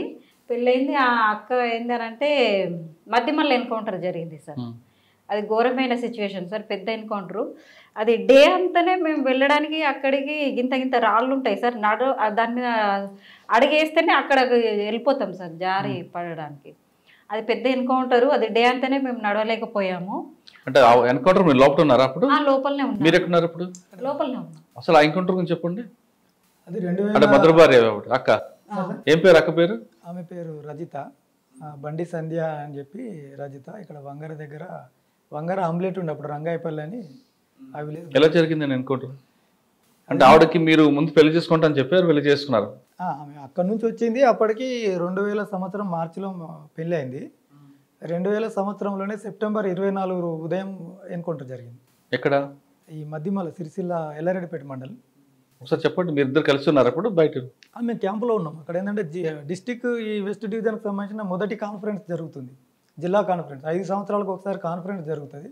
మధ్యలో అవసరమైతే ప్లీనర్ జరుపుతారు. అవును, ఒక 2 సంవత్సరాల తర్వాత ఏమన్నా అవి దానికి సంబంధించి. ఆ కాన్ఫరెన్స్ సందర్భంగా మేము అక్కడ ఉన్నాం అన్నట్టు. ఉంటే నైటు ఆ ముందు రోజు ఏమైందంటే నేనేం చేయాలంటే కొంచెం పార్టీలో ఉన్నది ఏంటంటే మిలిటరీలో కొంచెం స్ట్రాంగ్ అని, అంటే పోలీసు వచ్చిన నిలబడి ఎదుర్కొనే దాంట్లో కావచ్చు. అప్పుడు ఏం చేసిందంటే సెంట్రల్ కమిటీ సభ్యులు ఉన్నారు ఇద్దరు, లేదు ఒక సెంట్రల్ కమిటీ సభ్యుడు, 2 రాష్ట్ర కమిటీ సభ్యులు ఉన్నారు. పసుల రామిరెడ్డి అని కొరుట్ల వాసి, ఆయన వినోద్ పేరుతో అక్కడ ఎన్కౌంటర్ అయిన, ఆ రోజు చనిపోయింది అక్కడ. ఆయన స్టేట్ కమిటీ సభ్యుడు. అప్పుడు ఆ కాన్ఫరెన్స్ జరుగుతుంది. ఫస్ట్ రోజు స్టార్ట్ అయింది. సెకండ్ రోజు నైట్ 8 గంటలకు టార్చెస్ వచ్చినాయి అన్నట్టు నైట్లో. మేమేం చేస్తామంటే వర్షాకాలం కాబట్టి అడవి చాలా బాగా తిక్కుగా ఉంటుంది ఆ ఏరియాలో. పైన కొమ్మలేసి గుడిసెలాగా పెట్టేసి దానిపైన కవర్ వేసి పెట్టుకొని దాంట్లో జరుపుతున్నాం. పెట్రోమాక్స్ లైట్లు పెట్టుకొని చేస్తున్నాం. లైట్లు వచ్చిన తర్వాత అన్నీ ఆపేసి ఒకసారి వెళ్ళి తిరిగి చూసినాం. ఎంత తిరిగినా అదంతా ఉపయోగం ఏమి ఉండదు. సరే ఏదో తృప్తి కోసం, మానసిక తృప్తి కోసం పోయి తిరిగితే ఏం లేదని వచ్చి మళ్ళీ చుట్టూ బెడ్షీట్లు వేసి స్టార్ట్ చేసినాం. సరే అందరం పడుకున్నాం. నేనేంటంటే మెయిన్ అక్కడ సెక్షన్లు ఉంటాయి, A section, B section, C section. A section ముందుగా ఉంటుంది, సి సెక్షన్ బ్యాక్లో ఉంటుంది. బి సెక్షన్లో ఏంటంటే నాయకత్వం ఉంటుంది. అప్పుడు కొంతమందిని స్ట్రాంగ్ ఉన్న వాళ్ళని అందులో పెట్టేదన్నట్టు, నాయకత్వం సేఫ్గా తీసుకెళ్ళాలని జరుగుతాయని. దాంట్లో నేనున్నా. పొద్దున్నే ఆ రోజు 3 సెంటర్లు ఉంటాయి. ఒకటి క్యాంపులో సెంటర్ ఉంటుంది అన్నట్టు. ఆ క్యాంపులో ఉండే వాళ్ళంతా కూడా సీనియర్స్ ఉంటారు. ఓన్లీ పడుకున్న అంటే అప్పటి కోర్టులు ఉన్నారు అందులో. అయితే దాంట్లో ఏంటంటే నైటు నాకు పొద్దున్న 4 నుంచి 6 గంటలకు సెంటర్ వచ్చింది. పడుకున్న వాళ్ళ మధ్యలోనే నిలబడి తిరుగుతుంటాం అన్నట్టు. ఎవరైనా లేచినా ఎందుకు లేచిండు, పాస్ కోతాడా, ఎందుకు లేచిండు, ఊరికే లేచిండా గమనిస్తుంటాం అన్నట్టు. అట్లా ఉంటున్న క్రమం లోపల పొద్దున్న 4 గంటలకు నేను అందరిని లేపిన. సరే గ్రౌండ్ పొద్దున ఉంటుంది కాబట్టి 6:30కి గ్రౌండ్ ఉంటుంది, 6:15 ఉంటుంది. నేను కూడా కాలకృత్యాలు తీసుకుందని బయటికి వెళ్ళాను. బయటికి వెళ్ళిన తర్వాత కొంచెం లేట్గా వెళ్ళిన, అందరిని లేపేసేసి. ఫస్ట్ ఏ సెక్షన్ లేపితే వాళ్ళు పెట్రోలింగ్ వెళ్తారు. సి సెక్షన్ ఒక సైడ్ పెట్రోలింగ్ వెళ్తారు, బి సెక్షన్ ఏ సెక్షన్ ఒక సైడ్ వెళ్తారు. ఈ బి సెక్షన్ వాళ్ళు ఏంటంటే ఒక 5 నిమిషాలు ఆగిన తర్వాత కాలకృత్యాలు తీసుకోవడానికి వెళ్తారు. దాదాపు ఆ క్యాంపులో అప్పటికి 64 మంది ఉంటాం. ఆ లోపల ఉన్నది చాలా తక్కువ, మెజారిటీ పీపుల్ బయటికి వెళ్ళిపోయారు. ఒక 18 మంది 19 మంది లోపల ఉన్నారు ఆ క్యాంపులో. అక్కడ 6 గంటలకు సెంట్రీ మారుతుంటుంది. ఏ సెంట్రీ దగ్గర రాజేందర్ అనే పర్సన్, ఆయనకు ఆ రోజు నుంచి వంట డ్యూటీ. తను దిగుతూ చందు అనేటువంటి ఒక అబ్బాయి ఉంటాడు సభ్యుడు, తను సెంట్రీ ఎక్కుతున్నాడు అన్నట్టు.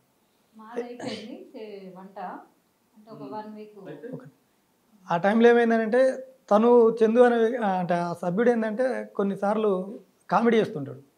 ఆ ముందు పోలీసు మాట్లాడుతున్నారు అన్నట్టు వచ్చి, అంటే వాళ్ళు నైటే వచ్చిండ్రు, ఎక్కడెక్కడ ఉండాలో వాళ్ళు ఉన్నారు. మాట్లాడిన తర్వాత ఈయన ఏం చేసిండంటే ఎవరు మీరు అని అది మాట్లాడాడు. ఓర్రా మీరు అని చెప్పి అక్కడి నుంచి వచ్చింది అన్నట్టు. ఈయన ఏం చేసిండు, ఓర్రా అన్నందుకు నేను ఒకటి కాలుతా, ఏమవుతుంది ఏమనంటే యూత్ ఓర్రా అన్నారు. నేను ఆయన కామెడీ చేసి ఒక రౌండ్ పేల్చిండు టీనే. పోలీస్ అని కన్ఫర్మ్ తెలియదు.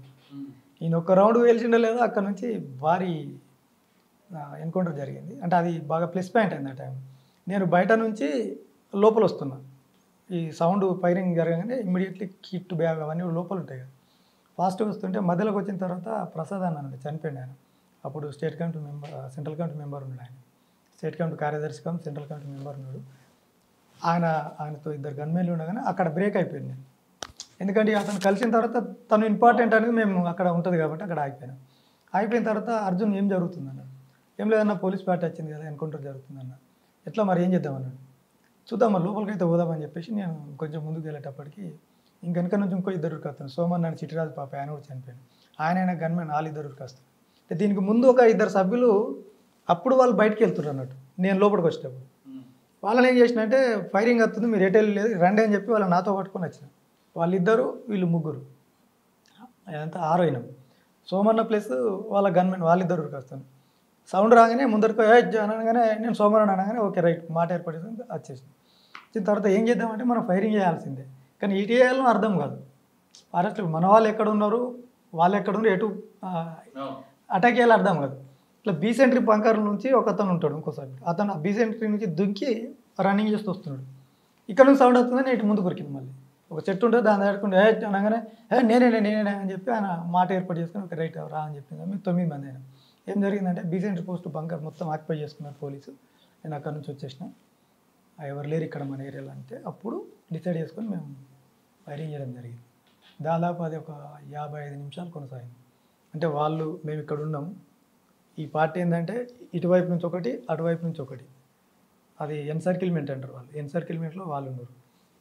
వాళ్ళు ఇట్లా వస్తుంటే మేము మళ్ళీ ఇటు వెళ్ళిపోయి ఇటు అడ్డం తిరిగి కొట్టడం. వాళ్ళు ఇంకా అటు నుంచి వస్తే ఇట్లా వెళ్ళిపోయారు. కొద్ది దూరం ఒక దాదాపు 50 నిమిషాలు అయింది. దాని తర్వాత మేము చూసుకుంటే కొంత దూరం వెళ్ళిపోయినాం. దాదాపు ఒక 200-300 మీటర్లు 400 మీటర్లు పోయినాం. ఈ ప్రసాదన కనిపించట్లేదు నాకు.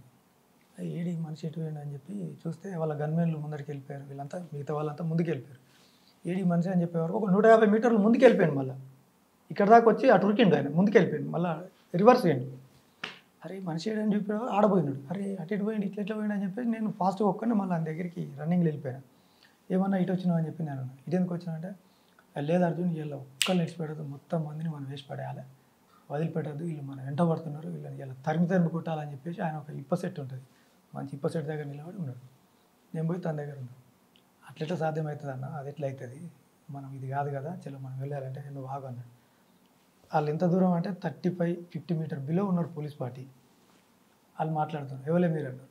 మీరెవరే అని అంటే వాళ్ళు రివర్స్ అడిగారు, మీరెవరో చెప్పురా అని అడిగితే డిస్కషన్ జరిగేది. ఈయన పీపుల్స్ ఆర్ అని చెప్పింది. వాళ్ళు ఫైరింగ్ చాలు చేశారు. అక్కడ ఆ చెట్టు దగ్గర ఉండి ఇద్దరం ఫైరింగ్ చేసినవాడు. ఆయన ఒక మ్యాగజిన్ కొట్టేసాడు, అంటే 30 బుల్లెట్స్ AK-47 కొట్టేసాడు. నా దగ్గర ఆ టైంలో 303 ఉండే. నేను ఒక 14 రౌండ్స్ కొట్టేసిన టకాటక కొట్టేసి, అప్పటికి ఇట్లా వస్తున్నాం కదా, వాళ్ళు మళ్ళీ వచ్చారంటే మేము ఇక్కడ జోన్లో పడతాం అన్న వద్దు ఇక్కడ అని చెప్పేసి ఆయన ఒక మ్యాగజిన్ తీసి కింద పడేసింది. ఇమీడియట్లా మ్యాగజిన్ తీసుకొని జేబులో పెట్టుకోండి. అదేంటంటే స్టక్ అయింది, బుల్లెట్ అయిపోయినాయి అనుకుని తీసి కింద పడేసి ఇంకోటి పెట్టుకొని కొట్టిండు. నేను దాన్ని తీసుకొని జేబులో పెట్టుకొని అన్న పోదాం అని చెప్పేసి, లేదనంటే లేదు నువ్వు అవన్నీ కుదిరే నువ్వు నడతావు లేదని చెప్పి చేయబట్టి ఒక 2-3 మీటర్లు గట్టిగా గుంజుకొచ్చేది. వదులు అర్జున్ మనం పెట్టుకోవాలి, లేదు నువ్వు నడు వస్తావని సంగతి ఏందన్నట్టు. అంటే అట్లా మాకు ఆ సత్తా ఉంటుంది ఆ టైంలో, నాయకత్వాన్ని ముందుగా తర్వాత వచ్చింది. అప్పటికి వీళ్ళ గవర్నమెంట్స్ వాళ్ళు అప్పటికి కొద్దిగా మళ్ళీ మా దగ్గరికి వచ్చారు. అయితే వీళ్ళు ఏం చేసిండ్రనంటే ఆమె అప్పుడు కొంచెం జ్వరంతో ఉన్నది. ఆమె బీ టీంలోనే ఉంటుంది కానీ పడుకున్న ప్లేసు వేరే దగ్గర ఉన్నది. ఆమె జ్వరంతో ఉన్నది, లేచింది. క్యాంపులో ఉన్న వాళ్ళు కొంతమంది ఏంటంటే వంట డ్యూటీ కోసం కొంతమంది, రవి ప్లస్ వసంత కదా, రవి ప్లస్ వసంత, రజిత అండ్ వినోద్, ఇంకొకరు ఎవరు సోమన్పల్లి ఒక అబ్బాయి ఉంటారు, వాళ్ళు ఉంటారు అన్నట్టు. ఈ 5గురు వాళ్ళు ఎక్కడెక్కడ ఉన్నారనేది మనకు తెలియదు. ఇక ఆమె ఏం చేసిందంటే వేరే ఆమె చూసింది, ఆమెను పిలవలేదు. ఎందుకు పిలవలేదు అనేది మనకు తెలియదు. ఆమె పిలిస్తే వచ్చేది, ఆమె లేచి డైరెక్ట్ పోలీసు పార్టీ దిక్కి వెళ్ళిపోయింది అన్నట్టు. అంటే బయటపడ్డామే చెప్పింది మనకు. ఆమె నేను పిలుస్తున్నా రాలేదని చెప్పింది కానీ ఆమెకి వినబడితే ఎందుకు రాదు, అటు వెళ్ళిపోయింది. ఆమె అట్లా పడిపోయింది. ఇంకా ఈ పసుల రామరెడ్డి స్టేట్ కౌంటీ మెంబర్ ఏమో అటు మళ్ళీ కాలకృత్యాలకు రిటర్న్ వచ్చేటప్పుడు ఇటు ఏదైతే పార్టీ ఉందో ఆయన పిలుస్తూ వస్తుండే, ప్రసాద్ నేను వినోదం వస్తున్నా అంటే వాళ్ళు నేను ప్రసాద్ నువ్వు ఇట్రా ఇట్రా అని వాళ్ళ దగ్గరికి పిలిచాను. ఉరికిన సందర్భాలు అనేటువంటివి చాలా తక్కువ ఉంటాయి. ఎందుకంటే మనం కొద్ది దూరం ఇప్పుడు ఏమవుతుందంటే ఆ కిల్లింగ్ జోన్ అంటారు దాన్ని. ఆ కిల్లింగ్ జోన్ దాటేంత వరకు మనం బెండింగ్లో వెళ్ళాలా లేదంటే పడుకొని క్రావలింగ్లో వెళ్ళాలా ఏంటి అనేది చూసుకున్నా. కిల్లింగ్ జోన్ దాటిన తర్వాత ఎప్పుడైతే జోన్ దాటుతామో ఫైరింగ్ ఆపేస్తాం. కిల్లింగ్ జోన్ అనేటువంటిది 50 to 100 మీటర్ బిలో ఉంటుంది. అది మేము బయటికి వెళ్ళిన తర్వాత ఫారెస్ట్లో కనిపించాం కదా, అలా కనిపించాం. మేము కనిపిస్తే ఫైరింగ్ చేస్తాం. మేము వాళ్ళకి కనిపిస్తున్నాం, వాళ్ళు మాకు కనిపిస్తే ఫైరింగ్ చేస్తాం. ఎప్పుడైతే మనం కనిపించకుండా అవుతామో జస్ట్ పక్క జరిగిన తర్వాత మెల్ల నడుచుకుంటూ వెళ్ళిపోతాం చూసుకుంటూ. ఆదరబాదరగా ఉరికితే ముంగట పార్టీ ఉంటే అక్కడ పడిపోతారు అంతా. ఖచ్చితంగా ఒక ప్రశాంతంగా ఆలోచిస్తూ పరిశీలించుకుంటూ వెళ్ళిపోవాల్సిందే. అది చీకట్లో అయినా డేలో అయినా ఏదైనా సరే. నిజం చెప్పాలి సార్, చాలా పార్టీ అని అంటే ఈయన ఆధ్వర్యంలో ఒక 15 టీములు 15 ఫైరింగ్లలో అయితే సేఫ్టీ అయిన టీములు చాలామంది ఉన్నారు సార్. మన బయటకు వచ్చినాక కూడా పోలీసు వాళ్ళు అర్జున్ అని అంటే ఎంత ఎత్తో ఎంత హైటో పర్సనాలిటీ ఎలా ఉంటుందో అనేసి అనుకునే వాళ్ళము. అసలు నిన్ను పట్టి పిసుకుతే పిట్ట పిల్లంతా కూడా లేదు, నువ్వు మాకు హడల్ అంటే నీ పేరింటనే మేము ఒక షాకింగ్గా ఫీల్ అయ్యే వాళ్ళము అనేసి మేము బయటకు వచ్చినాక చాలా టెన్షన్గా వాళ్ళు ఇట్లా హ్యాండ్ ఇవ్వడానికి కూడా సేక్ అయ్యారు. ఎన్కౌంటర్లో చనిపోయింది అక్క. నాకంత ఫీలింగ్ లేకుండే. వాళ్ళ పెళ్ళిలో నేను డ్యాన్స్ చేశాను, నేను పాట పాడుకుంటా వీళ్ళ పెళ్ళిలో. అప్పుడే కొత్తగా వచ్చాను నేను. అప్పటికి 1 month అవుతుంది కావచ్చు. 1 month అయిన తర్వాత వీళ్ళ పెళ్ళి అయింది. వీళ్ళ పెళ్ళిలో నేను డ్యాన్స్ చేసేదాన్ని, నేను ఈయన చేసుకుంటా అనేసి కూడా అనుకోలే. అప్పటికి 1 year అవుతుంది కావచ్చు. ఇక పార్టీ అడుగుతారు కదా సార్, వచ్చిన వాళ్ళని కొంచెం ఏజ్ అంటే నాకు 18 సంవత్సరాలు పడ్డాయి అప్పటికే. పార్టీ సభ్యత్వం ఇస్తారన్నట్టు. ఇచ్చిన తర్వాత అట్లా ఇక కొనసాగే కార్యక్రమంలో అడిగిండ్రు అన్నట్టు, ఎవరు ఇట్లా ఇష్టమా అనేది అడుగుతారు. ఇట్లా ప్రేమించుకోవడం చేయడం అనేది ఏముండదు అక్కడ. అందులో పార్టీ అంటే పార్టీ, అక్క అంటే అక్కనే, అన్న అంటే అన్ననే, అట్లా ఉంటుంది అన్నట్టు. ఆ సిద్ధాంతం పీపుల్స్ వార్ సిద్ధాంతమే అట్లా ఉంటుంది. అట్లా అడిగారు. అడిగిన తర్వాత మరి ఎవరంటే ఇష్టం అనేది ఇట్లా అడుగుతారు సార్. అడిగిన తర్వాత పలానా వ్యక్తి చేసుకుంటానంటే ఆ వ్యక్తిని కూడా అడిగితే ఇష్టమని అంటేనే నచ్చితేనే చేసుకుంటారు, లేకుంటే లేదు. బలవంతం అనేది ఏముండదు. సరే అతను అక్కడి నుంచి కూడా అడుగుతారు, ఓకే ఇష్టమే అనేసి అని అంటే అప్పుడు చేస్తారు. అట్లుంటుంది. అనగానే చేయడం కాదు, కొంచెం టైం కూడా ఇస్తారు ఇద్దరికి. ఒక 1 year కంపల్సరీగా మినిమంగా 1 year అన్నా ఉండాలి. 1 year దాటింది. నాకు వెంటనే చేసుకోవాలని ఏమి అనిపించలేదు. అంటే ఆ సందర్భంగా ఏమైందంటే ఈమె ఇష్టపడుతుందని చెప్పి వాళ్ళు ప్రపోజల్ వచ్చిన తర్వాత నేను అక్కడ కొంచెం ఆలోచించినానంటే, సరే మళ్ళీ ఏదో సందర్భం ఇప్పుడు పార్టీలో కూడా మనం పనులు చేస్తుంటాం నేను కొంచెం యాక్టివ్గా ఉండేది ప్రతి విషయంలో. అంతేనా? ఆవిడ పాట మీకు కదిలించిందా? పాట అని కాదు, అంటే ఆమె చెప్పిన తర్వాత నేను కొంచెం ఆలోచించుకునే టైం కూడా తీసుకున్నా. ఒక 15 రోజులు 4 రోజులు అలా టైం తీసుకొని ప్రతిపాదించినప్పుడు మనము ఇష్టపడ్డ వాళ్ళు కాకుండా మనలో ఇష్టపడ్డ వాళ్ళు నువ్వు చేసుకోవడంలో జీవితం బాగుంటుందని నేను అక్కడ విన్నా. ఒకసారి పద్మక్క మాట్లాడుతున్న సందర్భంగా విన్నా అన్నట్టు. అట్లా దానివల్ల నేను ఓకే చెప్పిన తర్వాత మళ్ళీ ఒక 6 నెలలకి అట్లా పెళ్లి చేసుకున్నారు. ఎక్కడ చేసుకున్నారు? అక్కడే అడవిలో. సరే, పెళ్ళైన తర్వాత మీ ఇద్దరు ఒకే క్యాంపులో ఉన్నారా? క్యాంపులు వేరు వేరు ఉండేవా? వేరు వేరు క్యాంపులో. ఎంతకాలం ఉన్నారండి పెళ్ళైన తర్వాత ఇద్దరు కలిపి? ఇద్దరం కలిసి 1 week ఉన్న తర్వాత వెళ్ళిపోయాడు సార్, వేరే వెళ్ళిపోయాడు. కాదమ్మా, పార్టీలో ఎంతకాలం ఉన్నారు? పార్టీలోనా సెప్టెంబర్ 20, 2001 అంటే ఒక 1 year. మీ ఆపరేషన్ ఏంటి? మీ ఆపరేషన్ ఏంటి అప్పుడు? అంటే ప్రమోషన్. ఆపరేషన్ ఏం చేసేవారు అక్కడ? పార్టీలో ఏం చేసేవారు? పార్టీలో అప్పుడు మేము ఇద్దరం ఉన్నప్పుడు ఏంటంటే మాకు ఈ సాంస్కృతిక సాయుధ జననాట్య మండలిని ఏర్పాటు చేశారు. దాంట్లో మేము ఇద్దరం ఉండేది. ఈ పాటలు పాడే దాంట్లో ఉండేది. కానీ దాంట్లో కంటే ఎక్కువ వేరే అపెన్స్ కోసం ఎక్కువ వాడేది. ఏది చేశారు? ఇప్పుడు ఏదైతే ఈ మిలిటరీ దాడులు ఉంటాయో మిలిటరీలో ఆపరేషన్ ఒకటి చెప్పండి అన్న. ఏం లేదు, ఇప్పుడు వీళ్ళు ఇప్పుడు కోరుట్ల దగ్గర ఒక సిఐ లాంటి ఒక ఆఫీసర్ను అట్లా చేయాలని అప్పుడు పార్టీ వాళ్ళు అనుకున్నారు. దాంట్లో భాగస్వామ్యం చేయడం అన్నట్టు, సర్వేలు రెక్కి చేయడం. కానీ ఏది కోరుట్ల ఎక్కడ? కోరుట్ల వేములవాడ రోడ్ ఉంటుంది. అవును, కోరుట్ల వేములవాడ కత్లాపూర్ పోలీస్ స్టేషన్ ఉంటుంది. ఆ కత్లాపూర్ పోలీస్ స్టేషన్ ఏంటంటే ఇప్పుడు వీళ్ళు ఏంటంటే ఒక ప్రతిఘటించాలనేది చింతాకుంట కోనపురం ఒక పెద్ద అడవి ఉంటుంది. ఆ అడవిలో 270 మైన్స్ పెట్టామన్నట్టు, క్లెమర్ మైన్స్. దానిలోకి పోలీస్ పార్టీని తీసుకురావాలంటే ఒక ఆఫీసర్ లాంటి వ్యక్తి ఇదైతేనే అందులోకి ఎఫెక్ట్ పడుతుంది ఆ టైంలో అని చెప్పేసి అది ప్లాన్ చేసినట్టు. అంటే ఇట్లాంటివి కొన్ని అంటే అంబుష్ చేశారు. మేము ఆయన వచ్చారు. అంబుష్ పెట్టినాము. ఒక మా మైండ్స్ మీద నుంచి 3 సిఐలు 5 ఎస్ఐలు వెళ్ళారు. ఎందులో 5 ఎస్ఐ వెహికల్ వెళ్ళినాయి, 3 సిఐ వెహికల్ వెళ్ళినాయి. 8 మంది వెళ్ళిపోయారు మా దాని నుంచి. కానీ అప్పుడు మా టెక్నికల్ ఇష్యూ వల్ల ఏమైపోయిందంటే అది ఫెయిల్ అయిపోయింది. ఎక్కడ కోరుట్ల కొరుట్ల పక్కనే ఎకిన్పూర్ అని ఒక విలేజ్. అంటే మీరు పెట్టారు మా అంబుష్ చేశారు కానీ వాళ్ళ ముగ్గురు సేఫ్కి వెళ్ళిపోయారా? అంటే మాకేమైందని అంటే వాకీ టాకీస్ వాడినాం అన్నట్టు. అప్పుడు స్కౌట్ అంటాం మేము. ఆ స్కౌట్లో వాకీ టాకీ వాడినాం. ఆ వాకీ టాకీ వాడిన వ్యక్తి మాకు చెప్పే వ్యక్తి ఏంటంటే ఆయన అసలు ఏందో మాకు అర్థం కాలే. మొత్తానికి ఏంటంటే పని చేయట్లేదని చెప్పిండు. 3 వాకీ టాకీలు ఉంటాయి. అతని దగ్గర ఒక వాకీ టాకీ ఉంటుంది, మా దగ్గర ఒక వాకీ టాకీ ఉంటుంది ఈ అఫెన్స్లో ఉన్న దగ్గర. తర్వాత ఇంకో టీం కత్లాపూర్ టౌన్లో ఉంటుంది. ఆ టౌన్లో వాళ్ళు ఒక కానిస్టేబుల్ను టార్గెట్ చేసిన కానిస్టేబుల్ ఎవరైతే ఉంటారో వాళ్ళని కొట్టాలని వాళ్ళు ఉంటారు. వాళ్ళు కొట్టిండ్రు అక్కడ. వాళ్ళిద్దరు ఉన్నారు, వాళ్ళు కొట్టిండ్రు. కొట్టిన తర్వాత మూడో వాకీ టాకీలు ఏంటంటే పోలీస్కి సంబంధించిన అది ఉంటుంది అన్నట్టు. ఆ సిగ్నల్ దొరకబడుతుంది. దానిలో మాకు పూర్తిగా అర్థం కాదని కొన్ని తెలుస్తాయి. అంటే వాళ్ళు అలర్ట్ అయినారు, ఇట్లా కత్లాపూర్లో శ్రీరాములు కానిస్టేబుల్ చేశారు, అలర్ట్ డిస్టిక్ మొత్తం రెడ్ అలర్ట్ అనగానే ఆయనకు భయమైందా ఏమైందా అక్కడ నుంచి వచ్చేసింది ఆయన. మేము ఎక్కడ ఉన్నామో ఆయనకు తెలియదు, కానీ మా బ్యాక్ సైడ్ ఆయన తిరుగుతున్నాడు. చూసినాం మేము. ఆయన అక్కడ పాయింట్ మీద లేక ఇక్కడ ఉంటే మనం ఇక్కడ ఉంటే ఏం చేస్తాం చలో అని చెప్పి వెళ్ళిపోయినాం. వాళ్ళు వెళ్ళిపోయి అడిగితే అది పనిచేస్తలేదు అని చెప్పాడు. సరే పనిచేస్తలేదు కానీ వెళ్ళిపోయినాం. మేము తెల్లారి చూస్తే అది సెల్స్ మార్చి చూస్తే పనిచేస్తుంది. అంటే మేము వెళ్ళిపోయినాం కాబట్టి వీళ్ళంతా దీని నుంచి. ఎంతమంది వెళ్ళారు సీఏలు? 3 సిఐలు వెళ్ళారు. 3 సీఏలు 2 ఎస్ఐలు? 5 ఎస్ఐలు వెళ్ళారు. అంటే అది కరెక్ట్ బ్లాస్ట్ ఉంటే మొత్తం ఏదో ఒకటైతే అంటే ఏ వెహికల్ వాడనో తెలియదు. 8 వెహికల్ వెళ్ళినాయి కదా. ఎవరో వీళ్ళని బట్టి వాళ్ళు 15 నిమిషాలు 20 నిమిషాలు అరగంటకు ఒక వెహికల్ వెళ్తూనే ఉన్నది. కానీ మీరు ఉన్నారు కనబడుతుంది. అంటే వెహికల్ వెళ్ళేది మాకు కనబడుతుంది. మేము అప్పటి నుంచి వెళ్ళిపోయినాం అక్కడ నుంచి. మా మనిషి అక్కడ లేడు కదా, అక్కడ నుంచి బయటకు వచ్చేసినాం అన్నట్టు. ఇలాంటి వాటికి ఏంది లాస్ట్ టైంలో ఏంటంటే మళ్ళీ జననాట్య మండలం తీసి సిరిసిల్ల ఏరియా కమిటీ కార్యదర్శిగా నియమించడం జరిగింది. దాంట్లో ఏమి సిరిసిల్లకు సంబంధించిన ఒక ఎల్జిఎస్కు డిప్యూటీ కమాండర్గా ప్రమోట్ అయ్యి అప్పుడు పనిచేస్తున్న సమయంలో బయటికి రావడం అనేది. మళ్ళీ ఎందుకు బయటికి ఎందుకు రావాలనుకున్నారు ఇద్దరు కలిపి? బయటికి రావాలంటే నేను ఆలోచించిన ఏంటంటే ఇది అంటే అప్పుడు నా ఉన్న పరిజ్ఞానం బట్టి ఎప్పటి వరకు ఇది సాగుతుంది ఏంది అసలు ఏం అర్థం కాలేదు. అంటే దీర్ఘకాలంగా కొనసాగుతుంది దీనివల్ల కొనసాగుతుంది ఒకటి. రెండోది ఏంటంటే ఫస్ట్ ఆమె చనిపోయింది భార్య. తర్వాత నేను పని మీద వేరే వెళ్ళినప్పుడు అంటే లోపట్నే నేను రిటర్న్ వచ్చేటప్పటికి ఒక 6 months ఇది పట్టింది. ఈ టైంలో ఒక 2-3 ఎన్కౌంటర్లు జరిగినాయి.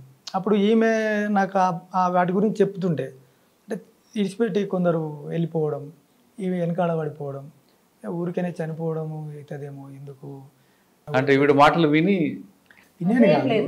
అంటే ఫైరింగ్లు అనేది సార్ అటు ఉన్నారు కాబట్టి వేరే డిస్టిక్లు ఉన్నారు. మేము మీటింగులు పెట్టేవాళ్ళం కంటిన్యూగా. మీటింగ్ రుద్రంగిలు అంటే మాకు ముందే డ్రెస్ ఇప్పుడు గద్దరు డ్రెస్ ఎలా ఉంటుంది సారీ, ఆ సారీ అంటే ఏంటిది గజ్జలు కూడా ముందే కట్టుకునేవాళ్ళం. అంటే మాకు పద్మకు ఉండేది మాతోటి. అట్లా మీటింగులు పెట్టేవాళ్ళం, వెళ్ళేవాళ్ళం. అక్కడ వెళ్ళిన తర్వాత వేరే దగ్గర కూడా ఫైరింగ్లు అనేది ఇప్పుడు ఇక్కడ మీటింగులు పెట్టి ఇక్కడ కాంట్రాక్ట్ అయిన టీం ఎక్కడికి వెళ్ళిపోతుంది అనేది కూడా వాళ్ళకి తెలుస్తుంది కదా. అట్లా కొన్ని ఫైరింగ్లు అవుతుండే. మళ్ళీ ఏంటి అని అంటే ఈరోజు ఈ రాత్రి నేను ఒకవేళ ఫుడ్ ఇప్పుడు మీ దగ్గరికి వస్తే ఫుడ్ ఏర్పాటు చేస్తే తెల్లారి ఏంటి అని అంటే మళ్ళీ మీ దగ్గరికి పంపిస్తుండే, నన్ను గుర్తుపెట్టుకోమంటుండే. ఎక్కడి నుంచి వెళ్ళినాం, ఇప్పుడు మీ దగ్గర రావాలంటే ఎట్లా వచ్చినాము ఏంటి అనేది అది గుర్తుపెట్టుకొని తెల్లారి ఏంటి అని అంటే సివిల్ అయి కావాలి, సివిల్ టీషర్టు లుంగి మీద అప్పుడు ముక్కు పుల్ల ఇవన్నీ ఉండేవి కదా, హెయిర్ కట్ ఇవంతా మామూలు బాయ్స్ లాగా వెళ్ళిపోయేదాన్ని. అట్లా కూడా కొంచెం ఇబ్బంది అవుతుంది అనేసి ఫుడ్ లేని కాడ ఫుడ్ ఏర్పాటు చేసి అట్లా అంటే లేని కాడ అంటే కొత్త ఏరియాలో మనకు పరిచయాలు లేని కాడ కూడా అట్లా తీసుకొచ్చేదాన్ని అన్నట్టు. బయటకు 24 hours నన్నే పంపించేవాళ్ళు. అందుకనంటే ఫుడ్ తేవడం కోసం కానీ కొంచెం ఒక్కొక్క టైంలో మాకు అన్నము కూడా కొంచెం ఇబ్బంది అవుతుండే. ఆ టైంలో వీళ్ళని చూసి ఏంటంటే పోలీసు వాళ్ళు కావచ్చు అనేసి జనాలు కూడా నమ్మక ఫుడ్ కూడా కొంచెం ఇబ్బంది అవుతుంది.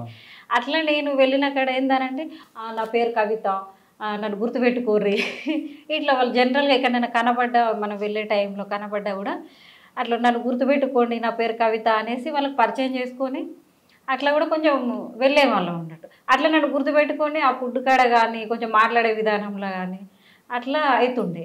ఇక కొన్ని సందర్భాల్లో ఏంటంటే అట్లా మీటింగ్లు పెట్టి అట్లా వెళ్ళే వాళ్ళం కాబట్టి ఎక్కువ బ్యాచెస్ ఇక పేపర్లలో ఇట్లా పోదులు ఇదంతా కనపడుతుండే అన్నట్టు. అట్లా టీములు ఈ ఏరియాలో మీటింగ్ పెట్టిరంటే ఇక్కడ దొరుకుతుంది మనకు పార్టీ అనేసి కొంచెం అట్లా కొంచెం ఫైరింగ్లు కూడా అవుతుండే. ఫైరింగులు అయిన సందర్భంలో నేను ఎక్కువ బయటకు వెళ్ళేదాన్ని, అంటే నా మీద తక్కువ అయినాయి. అంటే నేను బయటకు వెళ్ళి ఫుడ్ విషయంలో కానీ ఒక్కొక్క సందర్భంలో స్నానాలకు కూడా కొంచెం ఇబ్బంది అవుతుండే. అట్లా టీమును బయటకి ఇచ్చి పంపించడం కానీ ఇలా జరుగుతుండే అన్నట్టు. మేము బయటకు వెళ్ళి మా టీం మీద కాకుండా ఆ లోపల ఉన్న టీం మీద ఇట్లా జరుగుతుండే అన్నట్టు ఫైరింగ్లు కానీ. అంటే ఇవన్నీ చూసి బయటకు వెళ్తే బెటర్ అనుకున్నారా? బయటకి ఇవన్నీ వెళ్తే కాదు సార్, ఇక్కడ ఏంటి అని అంటే బలమైన కారణం చెప్పండి. మానాలు అది అంటే పద్మక్క ఉండేటప్పుడు తెలుసు కదా, చెప్పు ఇక చెప్పండి. అది పర్వాలేదు. మానాలు ఎన్నుకుంటారా? మానాలు ఎన్నుకుంటారు అనేది మొన్న మేము బయటకు వచ్చిన తర్వాత, అంటే 2004-05 అయింది అది. మేము అప్పటికి 2000 నిజామాబాద్ లో జరిగింది కదా మానాలు. అంటే ఇది మీరు చెప్తున్న కారణాలు ఏదో కరెక్ట్ గా అనిపించట్లేదు. బలమైన కారణమే మీకు బయటకు తీసుకొచ్చింది. అంటే బలమైన కారణం ఏంటంటే నేను ఆలోచించింది ఒకటి ఏంటంటే, ఒకటి అమ్మ నాన్న కూడా పేదోళ్ళు, అంటే ఈ పూట చేసుకొని బతుకుతేనే ఉండేటోళ్ళు, పెద్దగా అవుతున్నారు కదా, వాళ్ళకు మనం పెట్టకపోతే ఎట్లా. పార్టీ నుంచి కూడా కొంచెం సహకరించాలనేది ఉంటుండే కానీ, బట్ అప్పుడు వాళ్ళు ఏంటంటే చనిపోయిన కుటుంబాలు ఎవరైతే అమరులు అయితే చనిపోయిన వాళ్ళు ఉంటారో వాళ్ళ కుటుంబాలకు సహకరించేది. నాకు ఒక ప్రశ్న వచ్చింది, మనకేం సాలరీ ఇస్తే పంపించట్లేదు కదా, అంటే ఒక ఆలోచన, పంపించట్లేదు కదా, మరి మనం ఇక్కడున్న చనిపోయిన ఒకటే వాళ్ళకి తల్లిదండ్రులకు ఒకటే, వాళ్ళకు కనీసం మన తిండికి ప్రస్తుతం హెల్త్ మంచి హెల్త్ కూడా చేయట్లేదు కదా. అదొకటి నాకు కొంచెం కలిసివేసింది. అది ఎందుకు మనం కూడా చనిపోయేటువంటి అవకాశాలు ఉన్నాయి, ఇది ఏం సాధిస్తామా, అది నిజమా అబద్ధమా, ఎంతవరకు వెళ్తుంది అంటే అప్పుడు మైండ్ మెచ్యూరిటీ పెరుగుతుంది కాబట్టి ఎంతవరకు ఎందుకు మరి మనం రిటర్న్ వెళ్తే బెటర్. అంటే పార్టీ సిద్ధాంతం కూడా అమ్మా నాన్న కన్నా పార్టీకి ప్రయారిటీ ఇవ్వాలి, పార్టీకి ప్రయారిటీ ఇవ్వాలి. ఒకటి అక్కడ ఉన్న ప్రజల్లోనే మన అమ్మా నాన్న చూసుకోవాలి ఉంటుంది. మరి వాళ్ళని కాకుండా మన రక్త సంబంధాలతో పుట్టిన అమ్మా నాన్నకి మీరు ఎందుకు ప్రాధాన్యత ఇచ్చారు? అంటే ఇప్పుడు ఏమవుతుందంటే సార్, ఇప్పుడు మనం ఒకసారి నెగిటివ్ ఆలోచించి వెనక్కి రావాలనుకునేటప్పుడు ఏమవుతుందంటే ఇవన్నీ తోడవుతుంటాయి. ఎప్పుడైతే నెగిటివ్ పాయింట్ రాకుంటున్నది అనుకోండి, ఇప్పుడు నేను 30-35 ఎన్కౌంటర్లో ఉన్నా కూడా నేను ఎప్పుడు కూడా ఇది కాలే. ఈవెన్ అప్పుడు మధుసూదన్ రెడ్డి సార్ అని చెప్పేసి ఓఎస్డీ ఉండే కరీంనగర్, ఆయన చెప్పిండు, కలిసిన తర్వాత చెప్పిండు, మీ జిల్లా కమిటీ సమీక్ష క్యాడర్ సమీక్షలో నేను చూసిన, ఎట్టి పరిస్థితుల్లో నువ్వు బయటికి రావద్దు, నువ్వు ఎందుకు వచ్చినావు అంటాడు. ఎట్టి పరిస్థితుల్లో నువ్వు బయటకు రావద్దు, నువ్వు ఎందుకు వచ్చినావు, మీ క్యాడర్లో పలానాయన వస్తున్నాడు, మీ పద్మక్క చనిపోయింది కదా, ఆమె దగ్గర క్యాడర్ సమీక్ష. అంటే పద్మక్క చనిపోవడం కూడా భయం వచ్చిందా మీకు? భయం అని రాదు, ఆమె చనిపోవడం వల్ల భయం రాలేదు. ఎందుకంటే ఆమెతో పద్మక్క ఎన్కౌంటర్ జరిగింది. పద్మక్క ఎన్కౌంటర్ ఎట్లా జరిగిందంటే, ఎక్కడ జరిగింది? 2002 జూలై 2 అనుకుంటా. 2002 జూలై 2లో నేను అప్పుడు ఛత్తీస్గఢ్లో ఉన్నా. అటు ఒక క్యాంపుకు పోయి రిటర్న్ వచ్చేటప్పుడు ఛత్తీస్గఢ్లో ఉన్నప్పుడు ఎన్కౌంటర్ జరిగింది. వచ్చిన తర్వాత తెలుసుకుంటే విషయం ఏమైందంటే, ఎక్కడ జరిగింది? ఇది ధర్మపురి మండల్ నేరేల విలేజ్, ధర్మపురి లక్ష్మీ నరసింహస్వామి. వాళ్ళు ఏంటంటే నైటు ఆ ఏరియా అంటే ఆమె కూడా వేరే క్యాంపుకి వెళ్ళే పనిలో ఉన్నది. కొంతమంది కలిసి చేసి నైట్లో వెళ్తుంటే అప్పుడు ఏమైపోయిందంటే బాగా నిర్బంధం పెరిగింది. నైటే వంట చేయించుకొని నైటే మనం పట్టుకొని పోవాలి, నైట్ తింటాం, పొద్దున కోసం ఇప్పుడే పట్టుకొని పోవాలి, పోయి పొద్దున లేచిన తర్వాత తిని పడుకోవాలి, మధ్యాహ్నం టిఫిన్ చేసి టీ తాగాలి, చేంజ్ చేసినారు అన్నట్టు. అట్లా దానికోసం లేట్ అయింది. ఊరోళ్ళు ఎవరో పిలుచుకుంటా అంటే వీళ్ళకు కాంటాక్ట్ లేదు. అంటే వేముల వాళ్ళు తీసుకొచ్చారు, అందులో ఏదో మొత్తం మంది గడిపారంట. పద్మక్క ఎన్కౌంటర్లో అది జరగలేదు. ఎందుకు జరగలేదంటే వాళ్ళు వచ్చిన తర్వాత ఊరోళ్ళు పిలుచుకుంటూ వస్తే వీళ్ళు ఆగి కలిసి అక్కడ ఏం జరిగిందంటే 4-4:30 వరకు మాట్లాడారు. అంటే పక్కనే ఫారెస్ట్ కాబట్టి అప్పుడు మాట్లాడి ఇలా పంపించి ఏం చేసిండ్రంటే పక్కనే గుట్టబోరుకు ఆగిండు. అంటే అంతకుముందు మేము ఒకసారి అక్కడ ఆంబుజ్ చేసినాం, అది కోతలవాగా అని ఒక ఏరియా ఉంటుంది, ఆంబుజ్ చేసినాం. మేము 20 days ఉన్నాం అక్కడ. ఆ ధైర్యంతో ఉన్నారా వీళ్ళు ఎట్లున్నారో తెలియదు. ఆ టీము 7 ఏమున్నారు, ఆ 7 అక్కడ ఉన్నారు. వాళ్ళు పైకి ఎక్కి తెల్లారింది కదా అని చెప్పేసి అప్పుడే తినేసి 7:30-8:30 టైంలో పడుకున్నారు. వాళ్ళు 9:30-10 గంటల టైంలో ఎన్కౌంటర్ జరిగింది వీళ్ళ పైన. అంటే అప్పటికే చుట్టుపక్కల ఉండి ఉంటారు, మరి ఎవరు సహకరించారు ఏందనేది అప్పుడు మనకు తెలియదు. ఆ ఎన్కౌంటర్లో వీళ్ళు 4 ఎవరైతే ఉన్నారో పడుకొని వీళ్ళు అంటే ఫైరింగ్లో దిగలేదు, వాళ్ళు అట్లనే పడిపోయినారు. వాళ్ళు మిగతా వాళ్ళు ఒక 3 బయటపడ్డారు.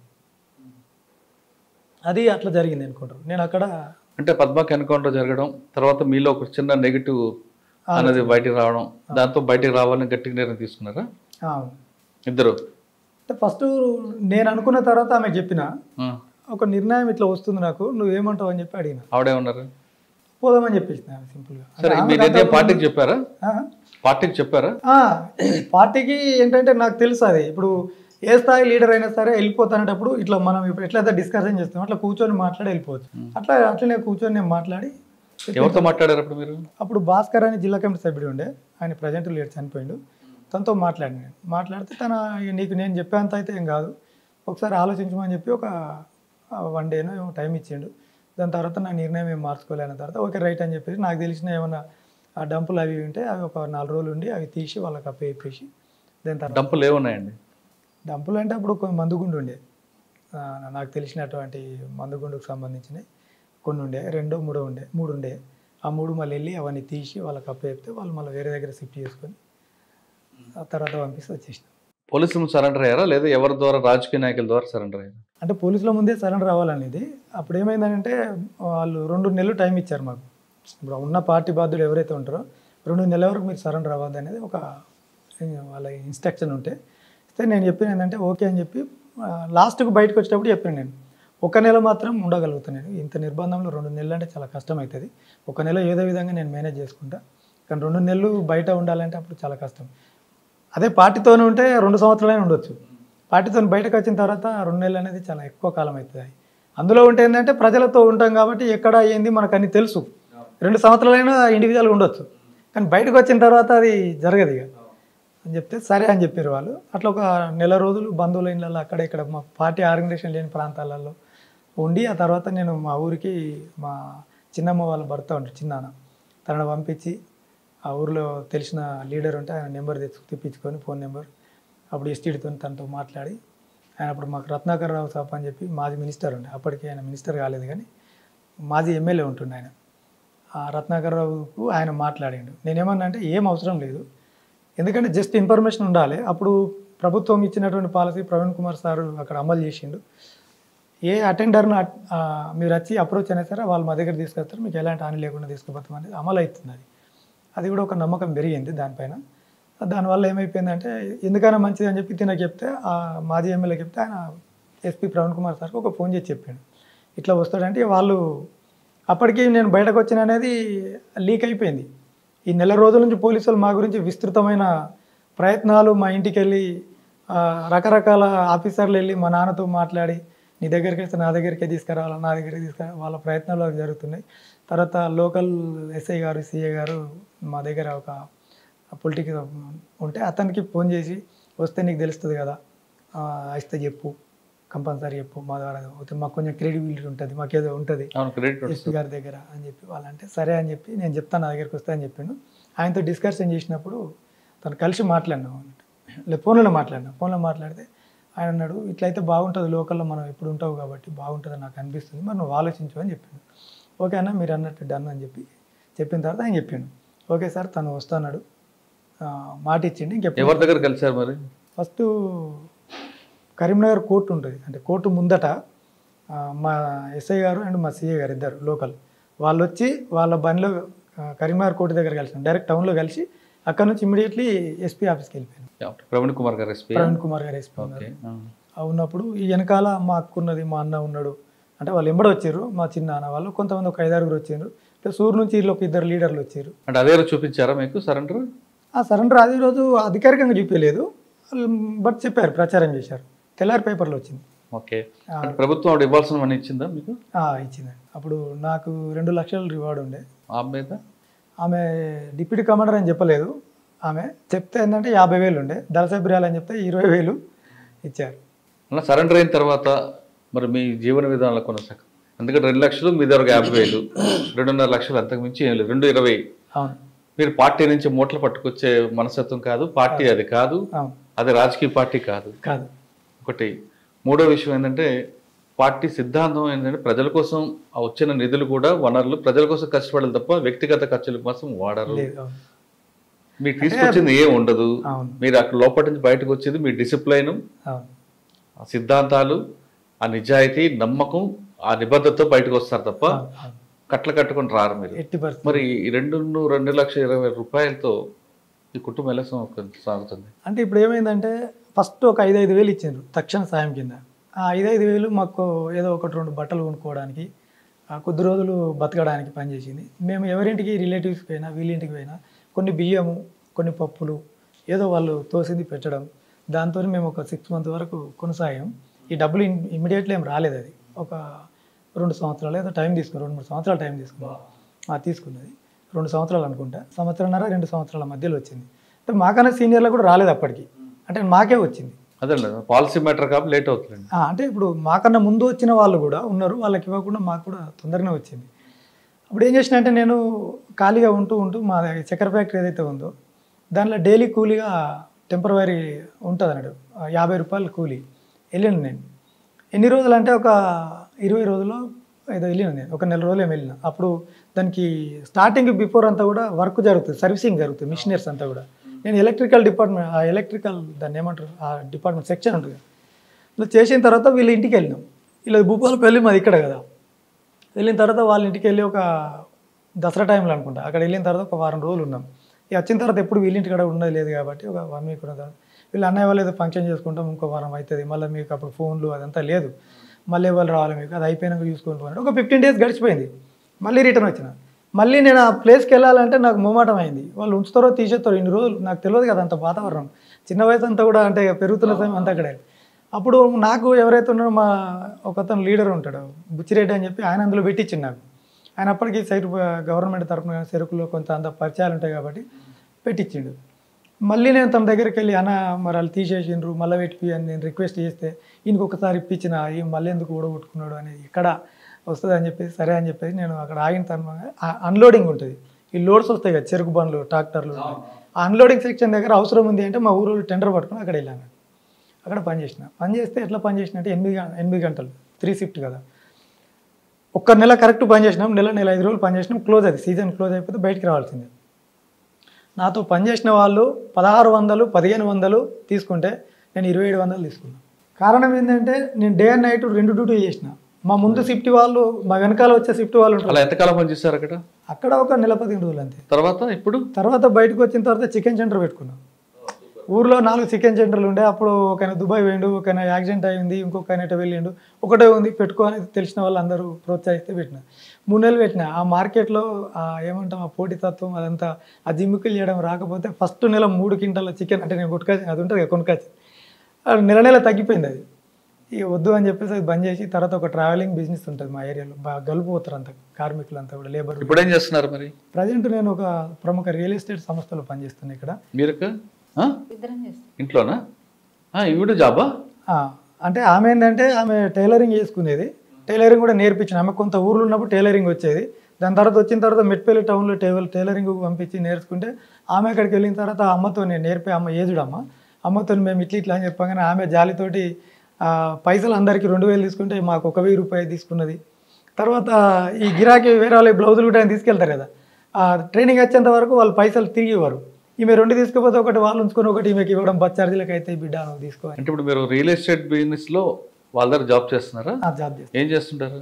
Sales marketing. సేల్స్లో నేను ఒక సేల్స్ మార్కెటింగ్ మేనేజర్గా నేను పనిచేస్తున్నాను. సాధారణంగా మాజీ నక్సలైట్లు అందరూ కూడా రియల్ ఎస్టేట్ వ్యాపారం చేస్తుంటారు, లేదా మీరు అన్నట్లుగా రియల్ ఎస్టేట్ కంపెనీలో పనిచేస్తూ బెదిరింపులు పాల్పడుతుంటారు అంటే వార్తలు వస్తుంటాయి. మరి బెదిరింపులు పాల్పడుతుంటారా లేదా రియల్గా పనిచేసుకుంటూ మీ కుటుంబాన్ని ముందుకు తీసుకెళ్తున్నారు? అయితే మీరు మంచి ప్రశ్న అడిగింది సార్ ఇది, ఎందుకంటే చాలా చాలా అద్భుతమైన ప్రశ్న ఇది.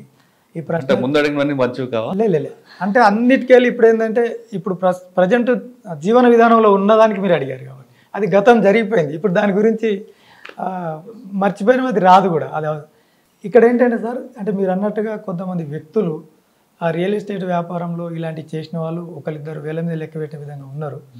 కానీ పర్ఫెక్ట్ నేను ఆలోచించింది ఏంటంటే, ఎప్పుడైతే నేను బయటకు వచ్చేటప్పుడు ప్రవీణ్ కుమార్ సార్ నాతో కరెక్ట్ 1 ఇయర్ తర్వాత నన్ను కలిసిండు sir face to face. 1 year దాకా నన్ను కలవలేదు. ఓఎస్డీ సాబ్ మాట్లాడిండు, తర్వాత డిఎస్పీ సిఐలు వీళ్ళు కలిసి మాట్లాడారు. వాళ్ళు కూడా ఎప్పుడు నాకు ఇబ్బంది పెట్టలేరు, ఏం చేసుకుంటున్నావు ఏం పని. ఆడ కూడా పాట పాడించుకున్నారు ఇద్దరితోటి, నువ్వు ఈడ దొరుకుతుంటే ఆడ దొరుకుతుంటే నువ్వు దుమ్ము మీటింగ్లు పెట్టినావు అనేసి. ఏ పాట పాడించుకున్నారు? ఫస్ట్ పాడిందే వాడాను, జన్మది అదే వాడాను. సారు ఎస్ఐ భార్య గారు నీ పాట వింటే నాకు కూడా జైన్ కావాలనిపిస్తుంది అని అంటే ఇక సార్ ఉండి అమ్మ వద్దొద్దు మళ్ళీ వాడక. ఇక ఎవరు ఎస్ఐ ఎవరు? ప్రభాకర్ సార్ ఉన్నారు, ఇప్పుడు హైదరాబాద్ షిఫ్ట్ అయింది, రిటైర్ అయింది డిఎస్పీ. ఆయన భార్య అందా? బాగున్నారు సార్, అంటే ఏం టార్చర్ పెట్టడం కానీ ఇబ్బంది పెట్టడం కానీ. మసూద్ రెడ్డి గారు ఏమన్నారు? మసూద్ రెడ్డి గారు మాట్లాడినరు, ఏం ఇబ్బంది ఏం పెట్టలే, వీళ్ళంతా మాట్లాడుతూ వెళ్ళిపోతున్నారు. సరే, మీరు సబ్జెక్ట్ పక్కదో పడుతుంది. సంవత్సరం తర్వాత ప్రవీణ్ కుమార్ గారు కలిశారు. అవును, కలిసినప్పుడు దాదాపు 2:30-3 గంటలు కూర్చున్నాం ఇద్దరమే కూర్చున్నాం ఆఫీస్లో కరీంనగర్లో. కొంచెం చాలా డిస్కషన్ జరిగింది సార్తో మాట్లాడినప్పుడు. సార్ లాస్ట్కి చివర్లో చెప్పింది ఏంటంటే, ఒకటే అర్జున్, నాకు నమ్మకం ఉంది నీ పైన, నువ్వు నెక్స్ట్ మళ్ళీ అంటే మీరు పల్లెటూరులో ఉంటున్నారు కాబట్టి నువ్వు ఎక్కడ ఉంటావు అని అడిగారు. నాకు పట్టణాలు అనేవి తెలివాయి, ఎక్కడ ఏం చేస్తామో కూడా తెలియదు కాబట్టి, లేదు నేను మా ఊర్లో బతుకుతా సార్ అని చెప్పిన. సరే నైట్ వాళ్ళు తిరుగుతూ ఉంటారు, చేస్తుంటారు. వాళ్ళు మీ ఇంటికి వచ్చి నువ్వు ఎలా ఉన్నావు, ఆరోగ్యం ఎలా ఉంది, ఏం పని చేస్తున్నావు అడగొచ్చు వాళ్ళు. ఎందుకంటే మీరు పాతగా కలిసి పనిచేసిన మర్యాద వల్ల అది నీ తప్పు కాదు. కానీ వాళ్ళు రమ్మన్నారని మళ్ళీ నువ్వు వెళ్ళిపోయి కలవడం చేయడం లాంటివి చేయదు అంటే నేను ఒకటే చెప్పాను, సార్ నేను మీకు మాట ఇస్తున్నా సార్, మీరు చూస్తారు సార్, అది నేను దానికి ఏం చెప్పలేను, ఇప్పుడు నా జీవన విధానం ఎట్లా ఉంటుందో మీరే చూస్తారు సార్ అని చెప్పిన. ఓకే వెరీ గుడ్ అని చెప్పారు. ఇప్పటికీ నేను ఏ రోజు కూడా నన్ను వాళ్ళు ఏదో ఇస్తులో పిలిపించింది లేదు, నేను నాకు ప్రాబ్లం ఉంది సార్ నాకు హెల్ప్ చేయండి అని కూడా తీసుకునేంత స్థాయికి వెళ్ళలేదు. కాబట్టి నేను కొంతమందిని నాకు ప్రీవియస్ చూసిన, మీరు అన్నట్టు సెటిల్మెంట్లు కానీ అంటే పేర్లు అవసరం లేదు కానీ వాళ్ళు చేసిన వాళ్ళు కూడా ఈరోజు భూమి మీద లేరు. అంటే మీరు చేయకపోయినా మిమ్మల్ని చూపిస్తూ ఈయన మాజీ నక్సలైట్ చాలా ప్రాబ్లమ్స్ ఫేస్ చేస్తారంటూ కొన్ని కంపెనీలు కూడా కొన్ని చేసే అవకాశాలు ఉంటాయి కదా, అంటే మీ కంపెనీ చేయకపోవచ్చు. Right sir. అంటే ఇప్పుడు ఏంటంటే నేను ఎప్పుడైతే బయటకు వచ్చినో నాకు బయట అక్కడ ఉన్నప్పుడు పరిచయం ఉన్న వ్యక్తులకు మాత్రమే నేను తెలుసు, రిమైనింగ్ వ్యక్తులకు ఎవరికి తెలియదు. మా కంపెనీలో అసలే తెలియదు, హైదరాబాద్లో తెలియదు. అంటే రీసెంట్గా మాకు టీంలు ఉంటాయి, మా టీమ్ హెడ్ ఉంటాడు రమేష్ నాయక్ అని చెప్పేసి, ఆయన నాకు ఆదర్శం ఇక్కడ పనిచేయడానికి. ఎందుకంటే ఆయన 8 కోట్ల రూపాయలు ప్రజలకు సాయం చేసిన, ఆయన సంపాదించిన దాంట్లో. సరే ఆయన ఒక ట్రస్ట్ పెట్టి చేసుకుంటున్నాడు. అప్పుడు ఆయనకు నా విషయం తెలిసిన తర్వాత మొన్న రీసెంట్గా కరీంనగర్లో ఒక ప్రోగ్రామ్ జరిగింది మా కంపెనీ తరఫున, దానిలో మాట్లాడమని చెప్పిండు ఆయన. నువ్వు మాట్లాడు, నీ గతం ఏందనేది నువ్వు మాట్లాడు, ఏం కాదని చెప్తే మా సీఎండి సార్ ముంగట మాట్లాడితే ఆయనకు 2 సార్లు కళ్ళకు నీళ్ళు వచ్చినాయి. నేను స్టేజ్ దిగి వచ్చిన తర్వాత సీఎండి సార్ ఏమన్నాడంటే, మరి మల్లికార్జున రెడ్డి అని సార్ ఏమన్నాడంటే, రమేష్ నీ జీవితం ఏదైతే ఉందో కొన్ని లక్షల మందికి ఆదర్శం కావాలి, లక్షల మందిని ఆర్థికంగా తీర్చిదిద్దడానికి మనం ఇది చేద్దాం, నీ స్టోరీ కూడా ఒకటి మనం పుస్తకం రాద్దామని ఆయన నాకు అడిగారు. అది ఎంతవరకు అనేది చూడాలి. ఆ టైంలో తెలిసింది ఇట్లా నేనని, కానీ ఇప్పటివరకు తెలియదు. అంటే 21 సంవత్సరం అవుతున్నది, 21 సంవత్సరం వరకు ఎవరికి తెలియదు. నేను ఎక్కడ కూడా నా పాతది వాడుకోను. నేను ఏ పని చేసినా సరే నేను ప్రజెంట్ ఉన్నది ఏం చేయాలా, దాన్ని ఎట్లా ఉండాలి, ఆ పద్ధతి ప్రకారం ఉండడం వల్ల ఏమైందంటే నేను హ్యాపీగా భార్య పిల్లలతో బతుకుతూ పిల్లల్ని చదివించుకుంటూ వస్తున్నా. ఇంక ఇల్లు అయితే కట్టుకోవాలి, లైఫ్లో ఇంకా ఉంది. ఈ 2-3 ఏళ్లలో కొంత చేసి సాధించాలని ఇప్పుడైతే హ్యాపీగా ఉన్నాను. ఎందుకంటే పాప 10th వరకు చదివిస్తున్నా, బాబుకు 1,30,000 పెట్టి ఇంటర్లో చదివిస్తున్నా సంవత్సరానికి ఫీజు. అంటే ఒక కార్పొరేట్ స్కూలు, మరీ పెద్దది కాదు, పర్వాలేదు. అంటే హ్యాపీగా అయితే ఉన్నా. మీ పర్మిషన్ ఇస్తే, అంటే మీ పర్మిషన్ ద్వారా నేను ఏమనుకుంటున్నా అంటే, నాలాగా చాలామంది మా మిత్రులు బయటకు వచ్చిన వాళ్ళు ఆర్థికంగా చాలా ఇబ్బంది పడుతున్నారు. అదేవిధంగా వేరే వాళ్ళైనా సరే, ఇలా సాఫ్ట్వేర్ కావచ్చు, లేకపోతే నార్మల్గా జీతాలు, నిరుద్యోగులు చాలామంది ఉన్నారు. చాలామంది నిరుద్యోగులు ఎవరైనా కావచ్చు, అమ్మాయిలు అబ్బాయిలు చాలామంది ఉపాధి కోసం ఉన్నారు. వాళ్ళు ఎవరైనా కూడా నాకు కలిస్తే కనుక ఖచ్చితంగా ఒక 3 నెలలు కంపల్సరీ నేను ట్రైనింగ్ ఇస్తాను వాళ్ళకి. మా ఫీల్డ్లో రియల్ ఎస్టేట్కి సంబంధించిన ఫీల్డ్లో, అంటే ఇది చాలా అద్భుతమైన ప్రాజెక్టులు. మేము 100% మా కంపెనీ ఏంటంటే government approval as per RERA real estate regulatory development act ప్రకారంగా ఖచ్చితంగా DTCPR HMDA మున్సిపల్ లేఅవుట్ తీసుకొని పర్ఫెక్ట్ పద్ధతిలో లింక్ డాక్యుమెంట్ ఎవరు కూడా, కంపెనీ కూడా చాలా సీనియర్ కంపెనీ, అది చెప్పొచ్చో చెప్పదో నేను చెప్పట్లేదు పేరు, అలాంటి వ్యవస్థలో నేను ఆ కంపెనీలో ఆల్మోస్ట్ ఒక 8 సంవత్సరాల నుంచి పనిచేస్తున్నాను. నేను ఇప్పుడు కొన్ని ప్లాట్లు కూడా కొనుక్కున్నా, దాంట్లో పనిచేస్తూ వస్తున్న ఆదాయం వల్ల ఇంక ఇల్లు కట్టుకోలేదు. అంటే హ్యాపీగా ఉన్నా కాబట్టి వేరే వాళ్ళకు కూడా నాకు ఒక కోరిక, మనం బాగుపడుతూ చుట్టూన్న వాళ్ళని కూడా బాగుపరచాలి. అప్పుడు ఏదో చేయాలనుకున్నాం కావచ్చు, అది తప్ప ఒప్ప అది పక్కన పెడితే అది ప్రాణంతో కూడుకున్నటువంటి పని.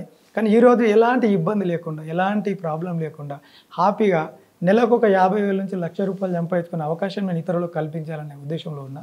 ఎవరు వచ్చినా సరే వాళ్ళని నేను ఖచ్చితంగా ట్రైన్ చేస్తా, నిలబడ్డ వాళ్ళకి ఖచ్చితంగా సాయం చేస్తా. ఇప్పుడు నాకు ఒక టీం ఉంది కంపెనీలో, టీం వాళ్ళు కూడా చాలామంది హ్యాపీగా ఉన్నారు. సూపర్ అండి. మన ఫైనల్గా చెప్పాము, బయటకు వచ్చారని చెప్తున్నట్లుగా దందాలు చేయకుండా నిజాయితీగా నీతిగా కష్టపడి ఒక కుటుంబాన్ని నడుపుకుంటున్నారు కాబట్టి నువ్వు కూడా సహకరిస్తున్నావు, చక్కగా 2 పిల్లలు హ్యాపీగా ఉన్నావు. కొంతమంది మహిళలు ఇలాంటి కష్టాలు వచ్చినప్పుడు, కష్టాలన్నీ మనిషి అందరూ కష్టాలు వస్తుంటాయి, ఆ కష్టాలు రాగానే ఏదో జరిగిపోయిందంటూ కొంతమంది ఆత్మహత్యలు చేసుకుంటుంటారు. అటువంటి వాళ్ళకి, అటువంటి ఆలోచన వచ్చిన వాళ్ళకి నువ్వు ఇచ్చే మెసేజ్ ఏంటి?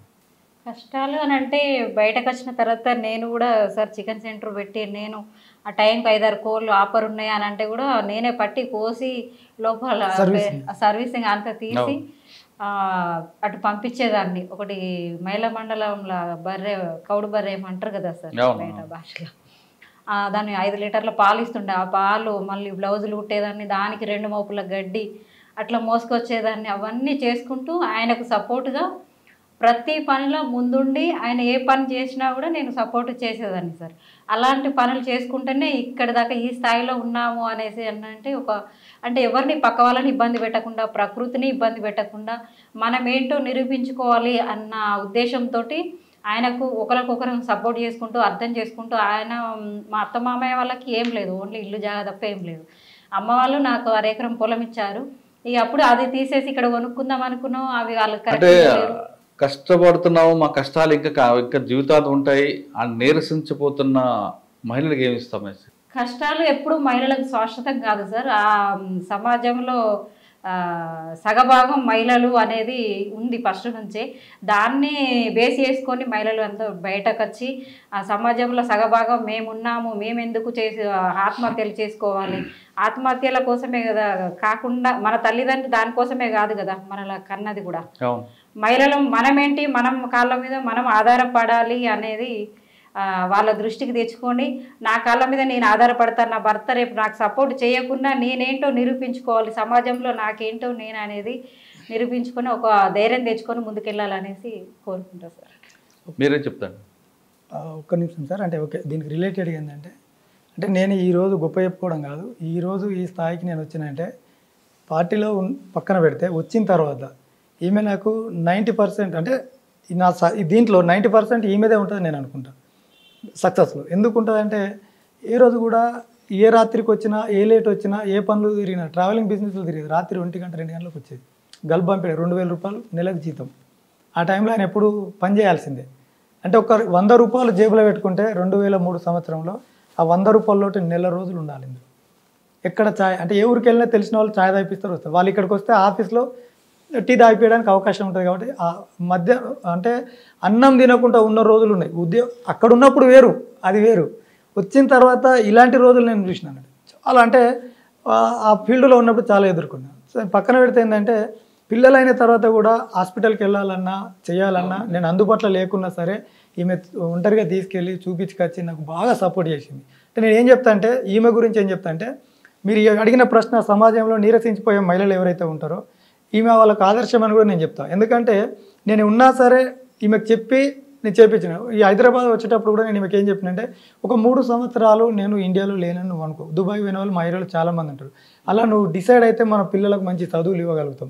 నేను వస్తా, వారంకో 10 రోజులకు వస్తా కావచ్చు, హైదరాబాద్ నుంచి వస్తా పోతా. కానీ నువ్వు ఇది చేయగలిగితే మనం అది చేయగలుగుతాం, నువ్వేమంటావు అంటే కంపల్సరీ నేను చేస్తాను అని చెప్పి నాకు సపోర్ట్ ఇస్తే ఈమె ఇంత టైలర్ కుట్టుకుంటూ ఏదో పని చేసుకుంటూ ఉండేది. ఆ తర్వాత ఏంటంటే ఈమె నాకు సహకరించడం వల్ల నేను బిజినెస్లో ఒక మంచి స్థాయిలో రావడం వల్ల అప్పుడు ఆ టైలర్ బంద్ చేయించి ఈమెను కూడా పార్టిసిపేట్ చేయడం వల్ల ఈమె ద్వారా కూడా ఇంకా బిజినెస్ ఇంకా నాది ఇంకా అది రెండింతలుగా వెళ్ళిపోతున్నది. కాబట్టి మహిళలు ఈరోజు ఈమె చెప్పినట్టుగా ఏంటంటే ఈ రోజుల్లో చాలా పెరిగింది. సాఫ్ట్వేర్ చేస్తున్నారు వగైరా, ఇంకా నాన్ సాఫ్ట్వేర్ జాబులు చేస్తున్నారు. అయినా సరే ఎక్కడ ప్రాబ్లం వస్తుందంటే నేను చూసిన దాంట్లో మ్యారేజ్ అయిన తర్వాత వైఫ్ అండ్ హస్బెండ్ మధ్యలో డిస్టర్బెన్సెస్ అయ్యి పిల్లలు ఉండి అలాంటి సందర్భాల్లో చాలా ప్రాబ్లమ్స్ వస్తున్నాయి. కానీ ఎవరైనా సరే అర్థం చేసుకునే లోపం కావచ్చు. అంటే ఇక్కడ ఏమంటే నేను సమాజంలో కొంత చుట్టుపక్కల వాళ్ళు చెప్పే మాటలు ఏంటంటే 1కి 2 అనేది ఉంటుంది కదా సార్. దానివల్ల మనసులు మార్చుకొని ద్వేషం పెంచుకుంటున్నారు. ప్రేమగా ఉన్నప్పుడు ఎంత పెద్ద తప్పు అయినా అసలు కనిపించదు. ఎప్పుడైతే ద్వేషం పెరుగుతుందో చిన్న తప్పు అది పెద్ద కొండంతా కనిపిస్తుంది. అలాంటి విషయాలు కాకుండా మార్గాలు అయితే చాలా ఉన్నాయి. ఎక్కడైనా సరే ప్రయత్నం చేస్తే జీవితంలో ఫైనాన్షియల్గా కానీ కుటుంబ పరంగా కానీ ఎదగడానికైతే ఈ సమాజంలో చాలా అవకాశం ఉంది. ఎవరైనా సరే వాళ్ళు ఏ స్థాయి మహిళలైనా సరే పురుషులైనా సరే అవకాశం ఉంది. కాబట్టి ఇలాంటి ఒక గృహిణి, చదువు లేని వ్యక్తి, నేను కూడా చదువు లేదు, నేను జీరో, నేను ఏ స్కూల్లో చదువుకోలేదు, నాకు సర్టిఫికేట్ లేదు.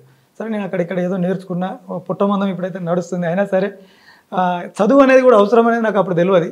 బట్ ఏమంటానంటే ఎవరైనా సరే ఎక్కడ మీరు ఖచ్చితంగా బలమైన, నేను ఈ మధ్యన ఏంటంటే కొంత స్పిరిచువాలిటీకి సంబంధించిన క్లాసులు కానీ మెడిటేషన్కి సంబంధించిన వాటిని కొంచెం చూస్తున్నా. దానివల్ల నాకు అర్థమైంది ఏంటంటే గట్టిగా ప్రయత్నిస్తే ఏ స్థాయిలో నీకు ఆర్థికంగా కానీ ఏ స్థాయిలో ఇన్కమ్ రావాలన్నా కానీ అలాంటి వేదికలు దొరుకుతాయి ఈ భూమి మీద. ఈ సిటీలో కావచ్చు ఎక్కడైనా కానీ దొరుకుతాయి. అది ప్రయత్నించిన ప్రతి వ్యక్తులు అది సాధించుకొని హ్యాపీగా బతకడానికి అవకాశం ఉంది.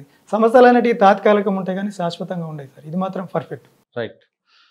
భావజాల ప్రభావంతో అడవి బాట పట్టిన మాజీ దంపతులు అడవిలోనే నేర్చుకున్నారు.